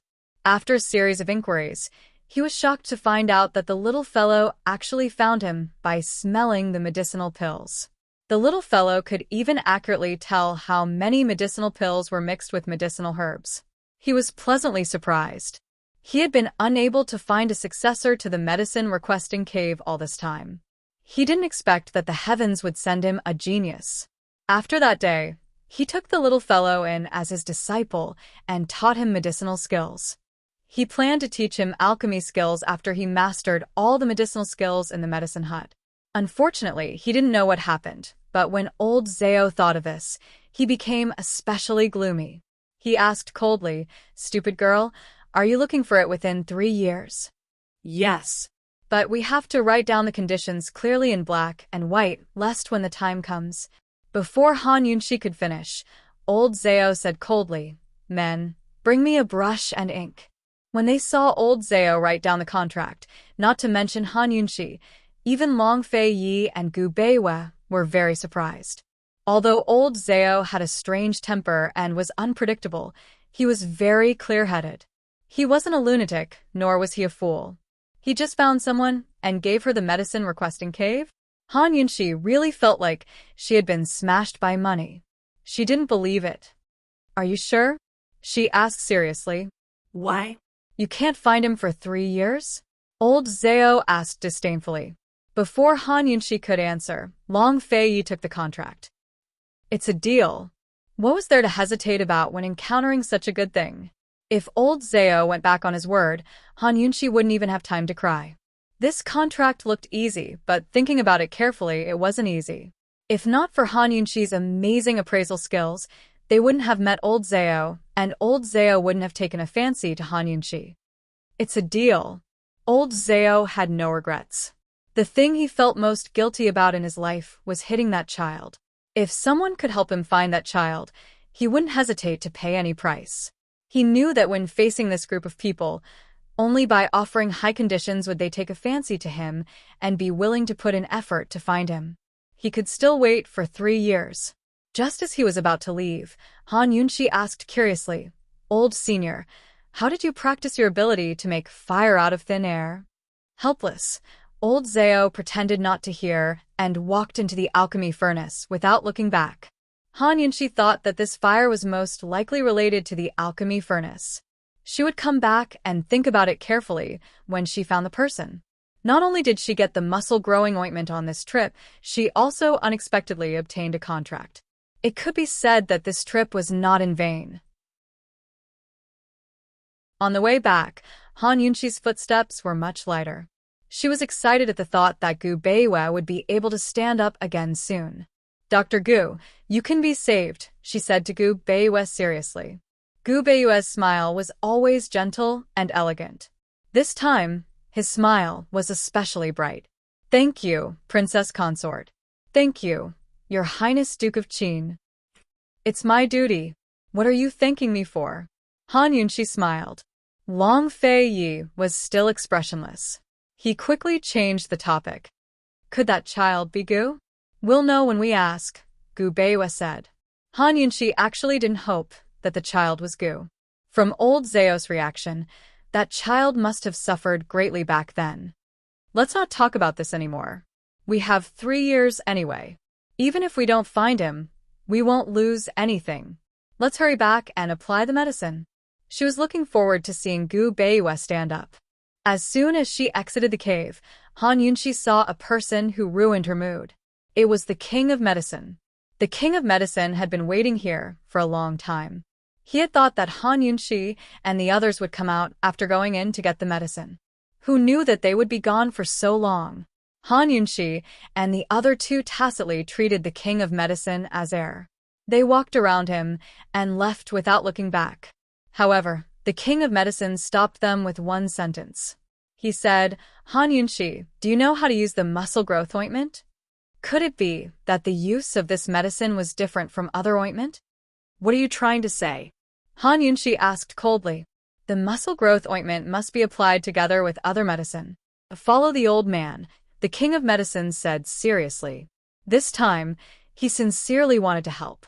Why should I believe you? Han Yunxi asked coldly. The King of Medicine stroked his beard with a serious expression. Stinky girl, Master still has a medicine book to give you. Come here. Han Yunxi chuckled. I don't care. You. The King of Medicine's expression became even more serious. Stinky girl, you acknowledged the old man as your master in front of everyone in Medicine City. What? Do you want to become Medicine City's enemy? The reason why Han Yunxi didn't sever her master-disciple relationship with the King of Medicine on the spot was because she was afraid of this point. She didn't expect that this old man would use this to threaten her. In the end, the authority of the medicine world was still the King of Medicine. That rotten old man from the medicine-requesting cave didn't have any influence in the outside world. She and Long Fei Yi had finally gained control of Medicine City after much difficulty. If they fell out with the King of Medicine and lost Medicine City, wouldn't they become the biggest joke in the world? There were some things that only the outside world knew if they were good or bad. Gu will use this medicine, won't he? Long Fei Yi asked in a low voice. If the King of Medicine insisted on keeping Han Yunxi, not to mention Medicine City, even if he had to lose 10 Medicine Cities, he would still take her away. Han Yunxi understood the meaning behind Long Fei Yi's words. The situation in the western region hadn't stabilized yet, so she didn't want another storm to arise in Medicine City.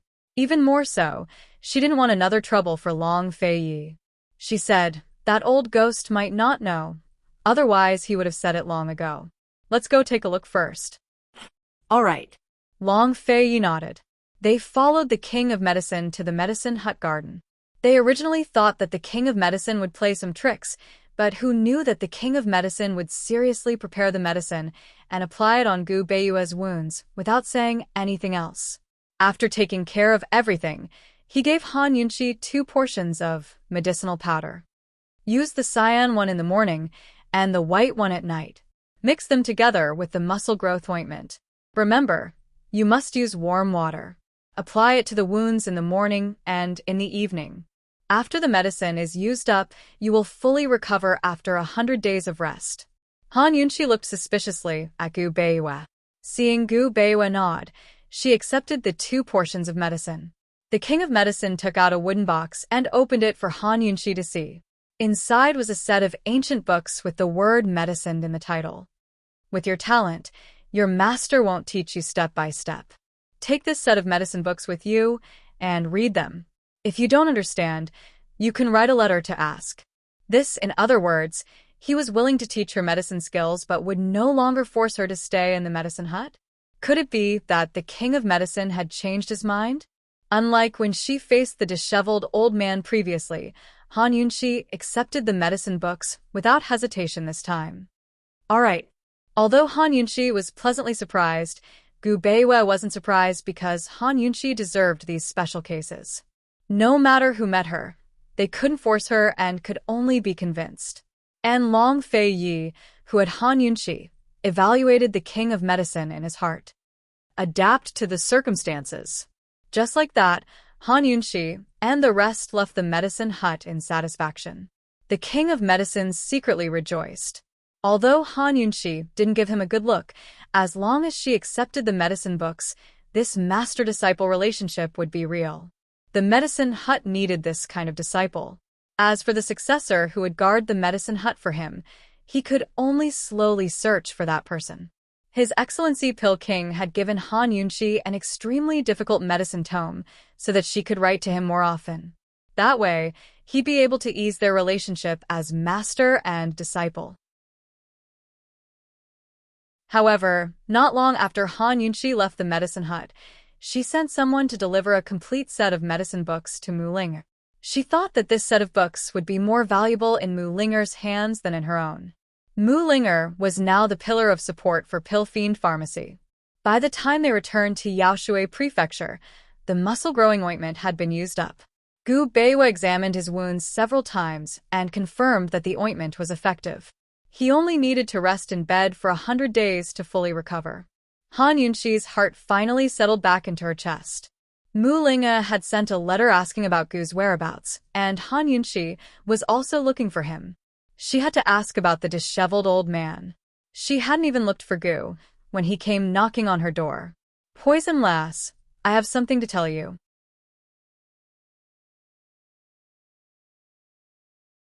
Chapter 631. Gu had great news to tell Han Yunxi, but Han Yunxi was shocked. She hurriedly put away Mu Linger's letter and did not notice what Gu had said in her panic. Gu looked behind her suspiciously, but Han Yunxi quickly diverted his attention. "You're finally back. I have something very important to tell you." Gu did not take it seriously and asked suspiciously, "Poison Lass, what are you hiding behind your back?" "Gu, do you know that there's an elixir refinement cave in the medicine requesting cave?" Han Yunxi asked anxiously. A complicated look flashed past Gu's eyes. He did not pursue the matter of what Han Yunxi was hiding behind her back. He smiled and said, "I've never been there.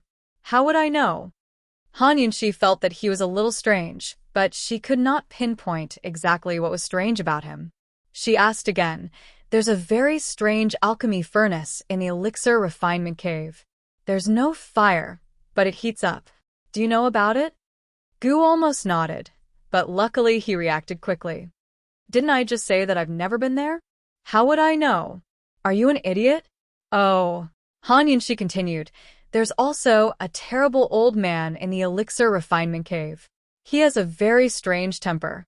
He's comparable to you." "Poison Lass, you're comparing Chi brother to a terrible old man?" Gu was angry. "He's very similar to your disguise in the medicine Ghost Valley.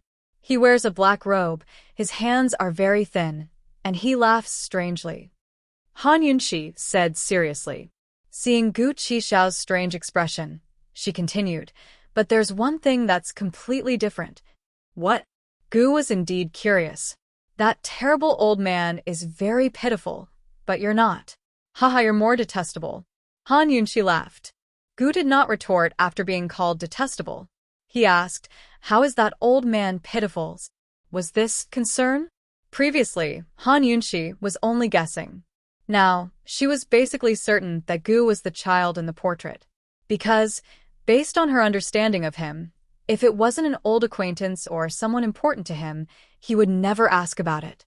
After this guy was expelled from Medical City, he should be hiding in the medicine hut. Why did the disheveled old man hit him? Was he not going to return just because he was hit? Han Yunxi knew that no matter what the situation was, this was a sad past. Gu might not be willing to let others know. The contract was precious, but Gu's privacy was more important. Han Yunxi decided not to ask. Because he's detestable. The 3 trials of the medicine requesting cave were especially difficult. We almost died inside. Han Yunxi said seriously. What does this have to do with pity? Gu frowned. Take a guess. Han Yunxi smiled. Gu's frown deepened. What does it have to do with? Because a detestable person must have a pitiful side. Han Yunxi laughed out loud. Stupid. So, was she joking? Boring. Gu rolled his eyes at her. Han Yunxi secretly heaved a sigh of relief, knowing that he would not ask any more. Gu did not ask any more. He was so distracted that he forgot the good news he wanted to tell Han Yunxi. He drank a few mouthfuls of tea and left. Han Yunxi followed a few steps, but unfortunately, Gu climbed over the wall and disappeared. Seeing him like this, Han Yunxi was even more certain that the disheveled old man was looking for Gu. After Gu left the courtyard, He did not stop for a day and went straight to the medicine hut. He did not know what he was doing here. He would never step into the pill refinement cave again in his life, and he would never see his master again. He was sitting on a tall tree in the mountain behind the pill refinement cave, overlooking the exit of the secret passage. He was waiting. 3 days and 3 nights later, when the Pill King came out of the secret passage, he immediately turned around and left without a second look. He ran like a madman all the way back to Yaoshui Prefecture. When the horse stopped, he was so tired that he fell off and lay on his back on the grass, viciousness flashing through his eyes. He thought that not going back for revenge was already the greatest mercy he could have shown. He didn't get up even when the sky turned dark. Instead, he unknowingly fell asleep. This night was a nightmare. In his dreams, apart from Medical City, there was only the pill refinement cave. Shao Qi had left Medical City and come to Medicine City only to avoid Academy Head Gu's pursuit, not to make a living with his medical skills. He looked down on all the clans in Medicine City and knew that no one would dare take him in. He had set his sights on the medicine hut. Its isolation from the world allowed him to conceal his identity and live in seclusion. Despite his young age, Shao Qi was more considerate than an adult. How could his young heart tire? He thought of a foolproof plan to meet the King of Medicine by chance. But by the time he snuck into the medicine forest and found the medicine hut, he was already exhausted. He didn't have any dry rations on him, so no matter how much he hated medicine, he had to rely on it to survive. He found a secluded medicinal field and secretly ate herbs for several days. It wasn't until he met the old man who made medicinal pills that Shao Qi finally got to eat hot food. He never thought that he would have a master, much less a master who was like his own grandfather. His master cooked for him every day, taught him medicine and martial arts, and even found ways to get him candied haws from outside. It was as if he had returned to his childhood in the poison sex forbidden grounds.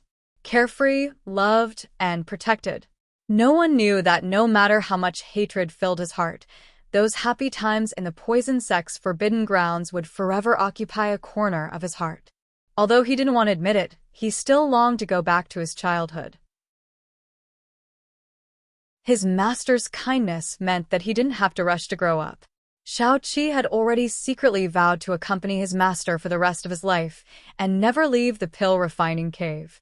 But on that day, all his kindness was replaced by hatred. That day, Shao Qi was practicing martial arts next to the alchemy furnace as usual when he accidentally kicked it. He sat on the ground in pain and hugged his leg, unable to move. Unexpectedly, a flame suddenly smashed into Shao Qi's back. Then his master flew over and scolded him.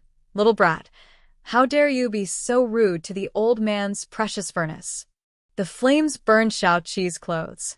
Fortunately, he reacted in time and rolled on the ground to extinguish the flames. Before he could understand what was going on, his master opened another flame.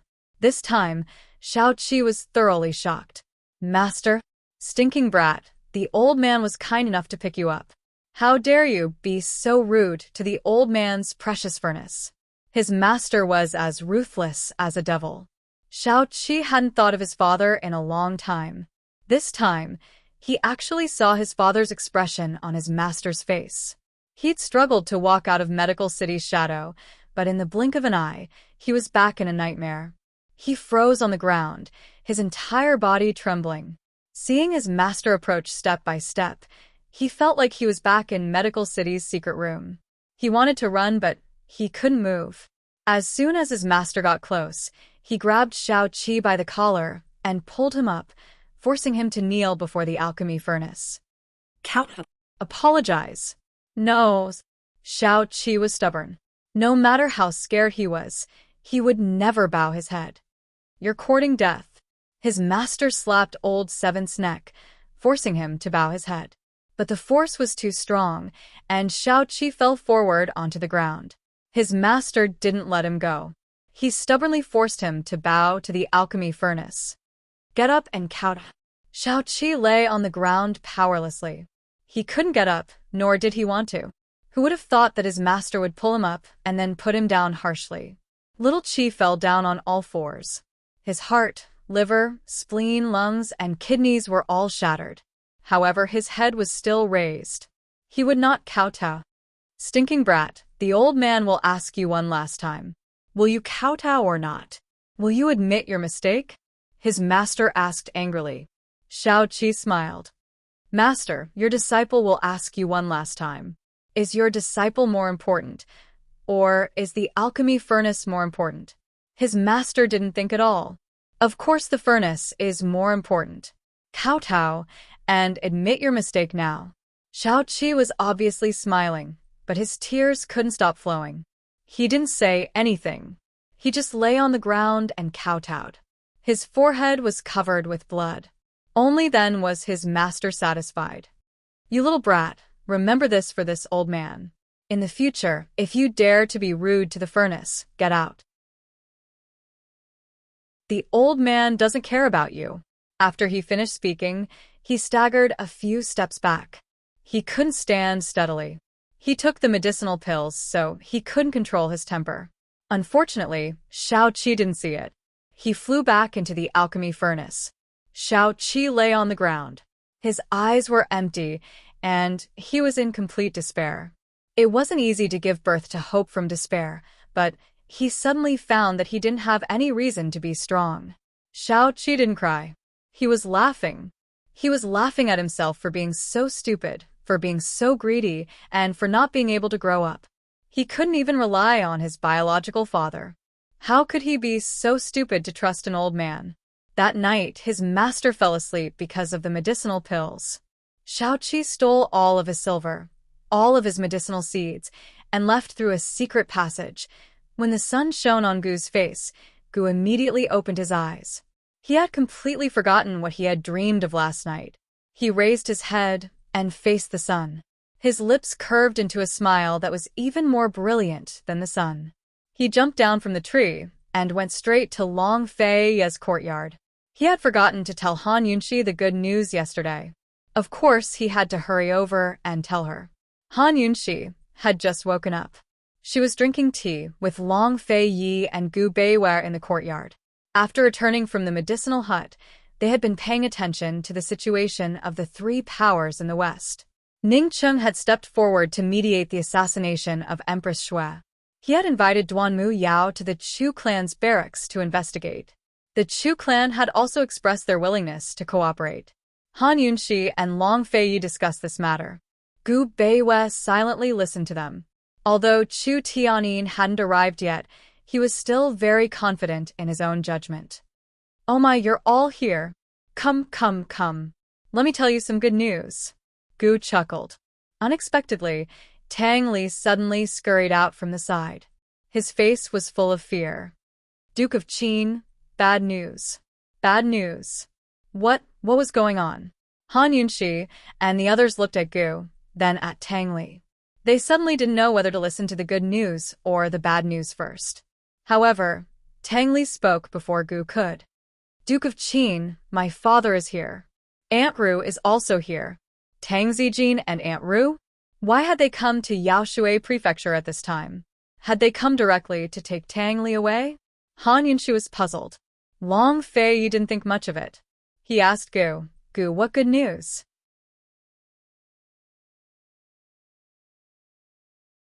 Chapter 632. It was rare for Long Fei to take Gu's words so seriously, but Gu only smiled and said, take a guess. Long Fei didn't say anything and simply glared at Gu. If looks could kill, Gu would have already evaporated into thin air.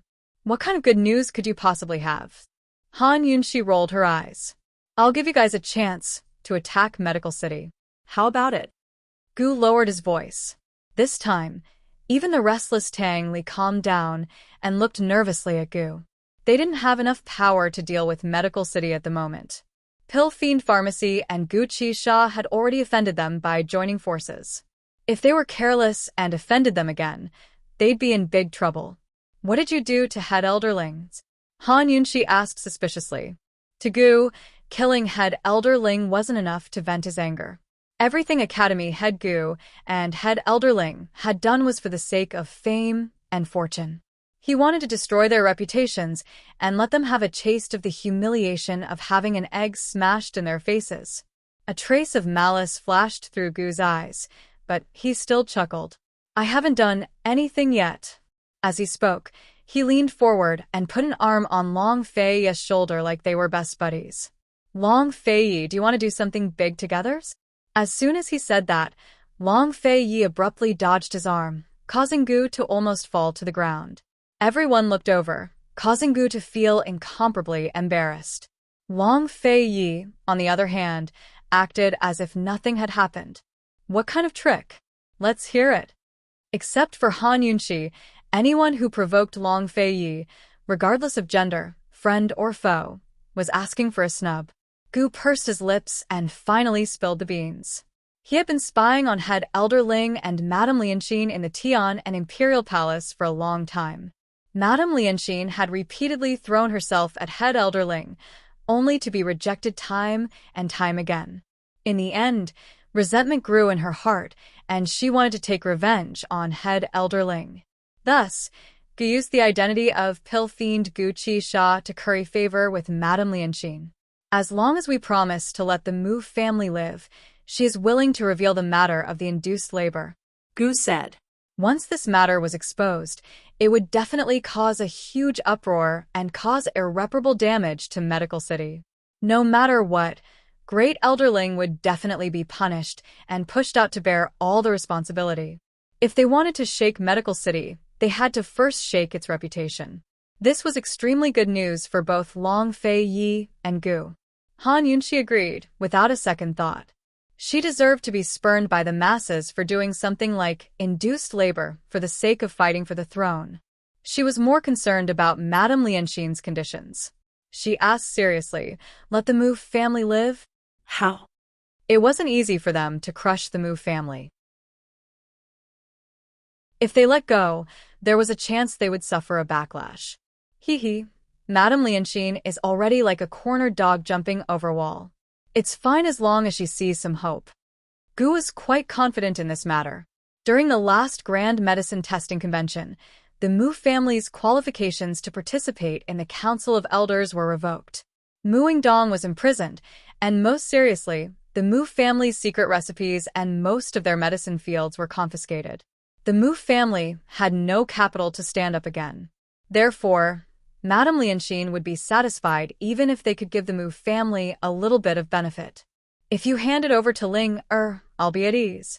Han Yunxi didn't have any feelings for the Mu family, but she felt a natural kinship with her cousin, Mu Ling. In the end, the Mu family was Mu Ling-er's home. If she handed the Mu family over to Mu Ling-er, it would be a way out for Pill Fiend Pharmacy in Medicine City.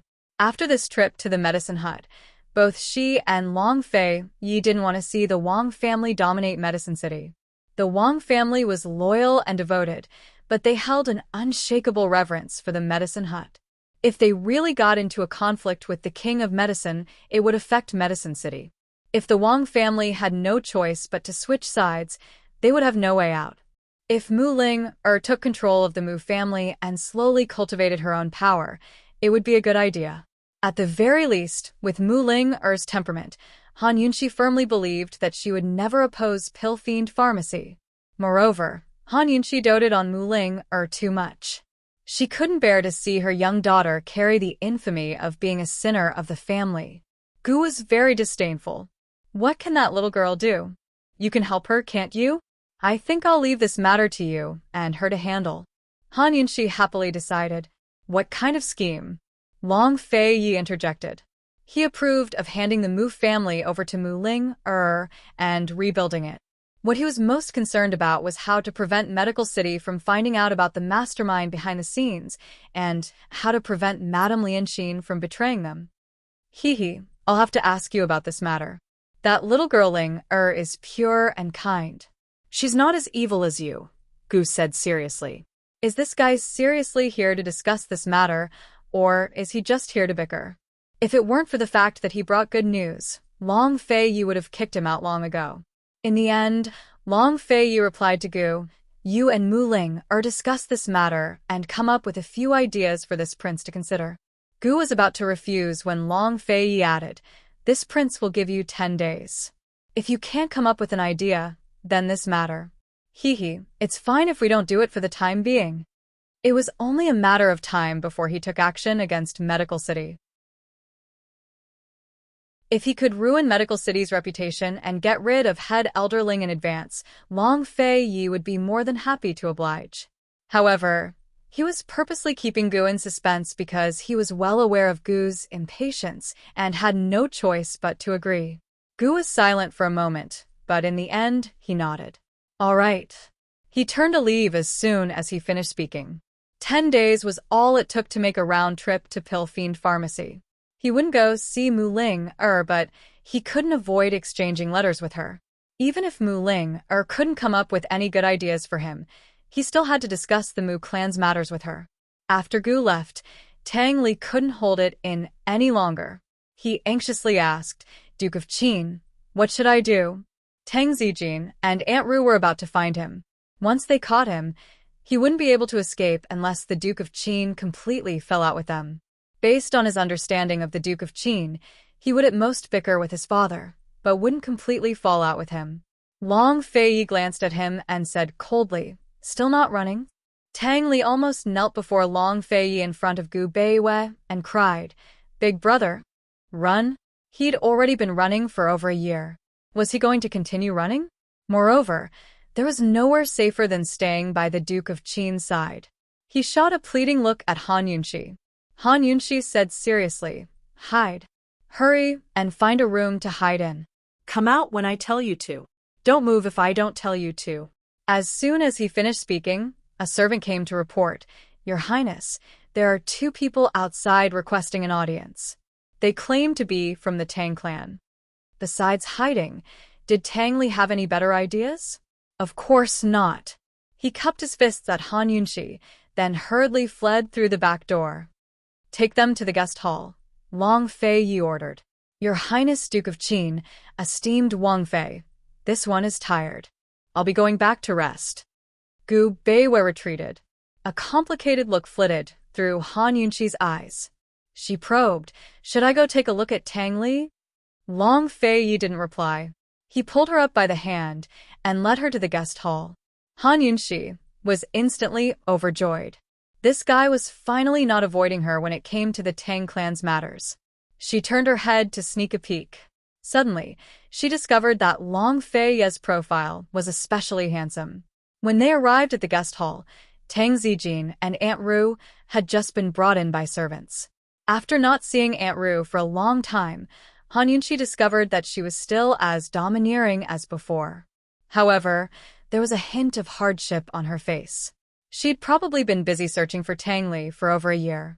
As for Tang Zijin, this was Han Yunxi's first time meeting him. Because of her previous bad impression of him, even though Tang Zijin was well-dressed and had a dignified appearance, Han Yunxi only thought of him as a sanctimonious person. Her heart was calm. She was here as a guest, not to meddle in the Tang clan's affairs. When Aunt Ru and Tang Zijin saw Han Yunxi, their hearts surged with tempestuous waves. When Aunt Ru had overheard that Han Yunxi was involved with the Shadow Clan, she still hadn't found out the truth. But just that fact alone was enough to make her and Tang Zijin want to kill Han Yunxi. But today, they were here for Tang Li. Han Yunxi's matters could only be discussed at length. 2 elders, did you find me for something? Long Fei Yi was neither cold nor warm. Tang Zijin sighed a few times and hesitated to speak. In the end, it was Aunt Ru who spoke up. Fei, is Lear with you? She was just now, but she should have run far away by now. Long Fei Yi's words sounded like the truth. Aunt Ru and Tang Zijin grew nervous. Where did she run off to? Long Fei Yi turned to Han Yunxi. Does beloved consort know? Beloved consort. Han Yunxi was caught off guard. She stared blankly at Long Fei Yi, not knowing what to say. She had completely forgotten his question. Long Fei Yi allowed her to stare as his lips quirked up into a calm and collected smile. Your Highness Duke of Qin, is it really all right to show off your love in a place like this? Tang Zijin and Aunt Ru were about to die from anxiety. Fei, Tang Li's running away from the marriage has caused a huge ruckus. Old man can't even clean up the mess. You should hurry up and hand him over, Tang Zijin told the truth. The bride's side had already forced her way to the Tang clan. If they still couldn't find Tang Li, they would make the Tang clan pay the price. Could it be that the head of the Tang clan can't bear the consequences of ruining an engagement? Long Fei Yi smiled coldly. Tang Zijin was really getting worse and worse by the day, using such a lame excuse to fool him. Fei, do you know who Li Er's fiancé is? Aunt Ru asked urgently. Not interested. You won't get any results with your lordship here. Tang Li just left, so if we search the surrounding 100 li, we might be able to find him. Long Fei Ye's words implied that he was driving them away. But Aunt Ru suddenly revealed a shocking piece of news. Fei, Li Er's fiancé, is from Celestial Mountain. Long Fei Yi grew angry at these words. He slammed the table and stood up. Han Yunxi was given a fright. It had been a long time since she'd seen Long Fei Yi so angry. She was stunned as well. She never expected Tang Zijin to hook up with someone from Celestial Mountain. Was there a hole in his head? Long Fei Yi was already a disciple of Tianshan Kenzo, so the Tang clan had no reason to form a marriage alliance with Celestial Mountain. Judging from his and Aunt Ru's panicked expressions, the bride's side couldn't be any ordinary girl from Celestial Mountain. Who is Celestial Mountain? Long Fei Yi asked coldly. You're tuning in to the Dreamy Chapters YouTube channel. We're so grateful for your support, and don't forget to subscribe to join us on this incredible journey through captivating stories. Your generosity through donations truly makes a world of difference, as it's the primary source of revenue that allows me to expand and enhance this channel for you. Thank you from the bottom of my heart for being a part of this adventure.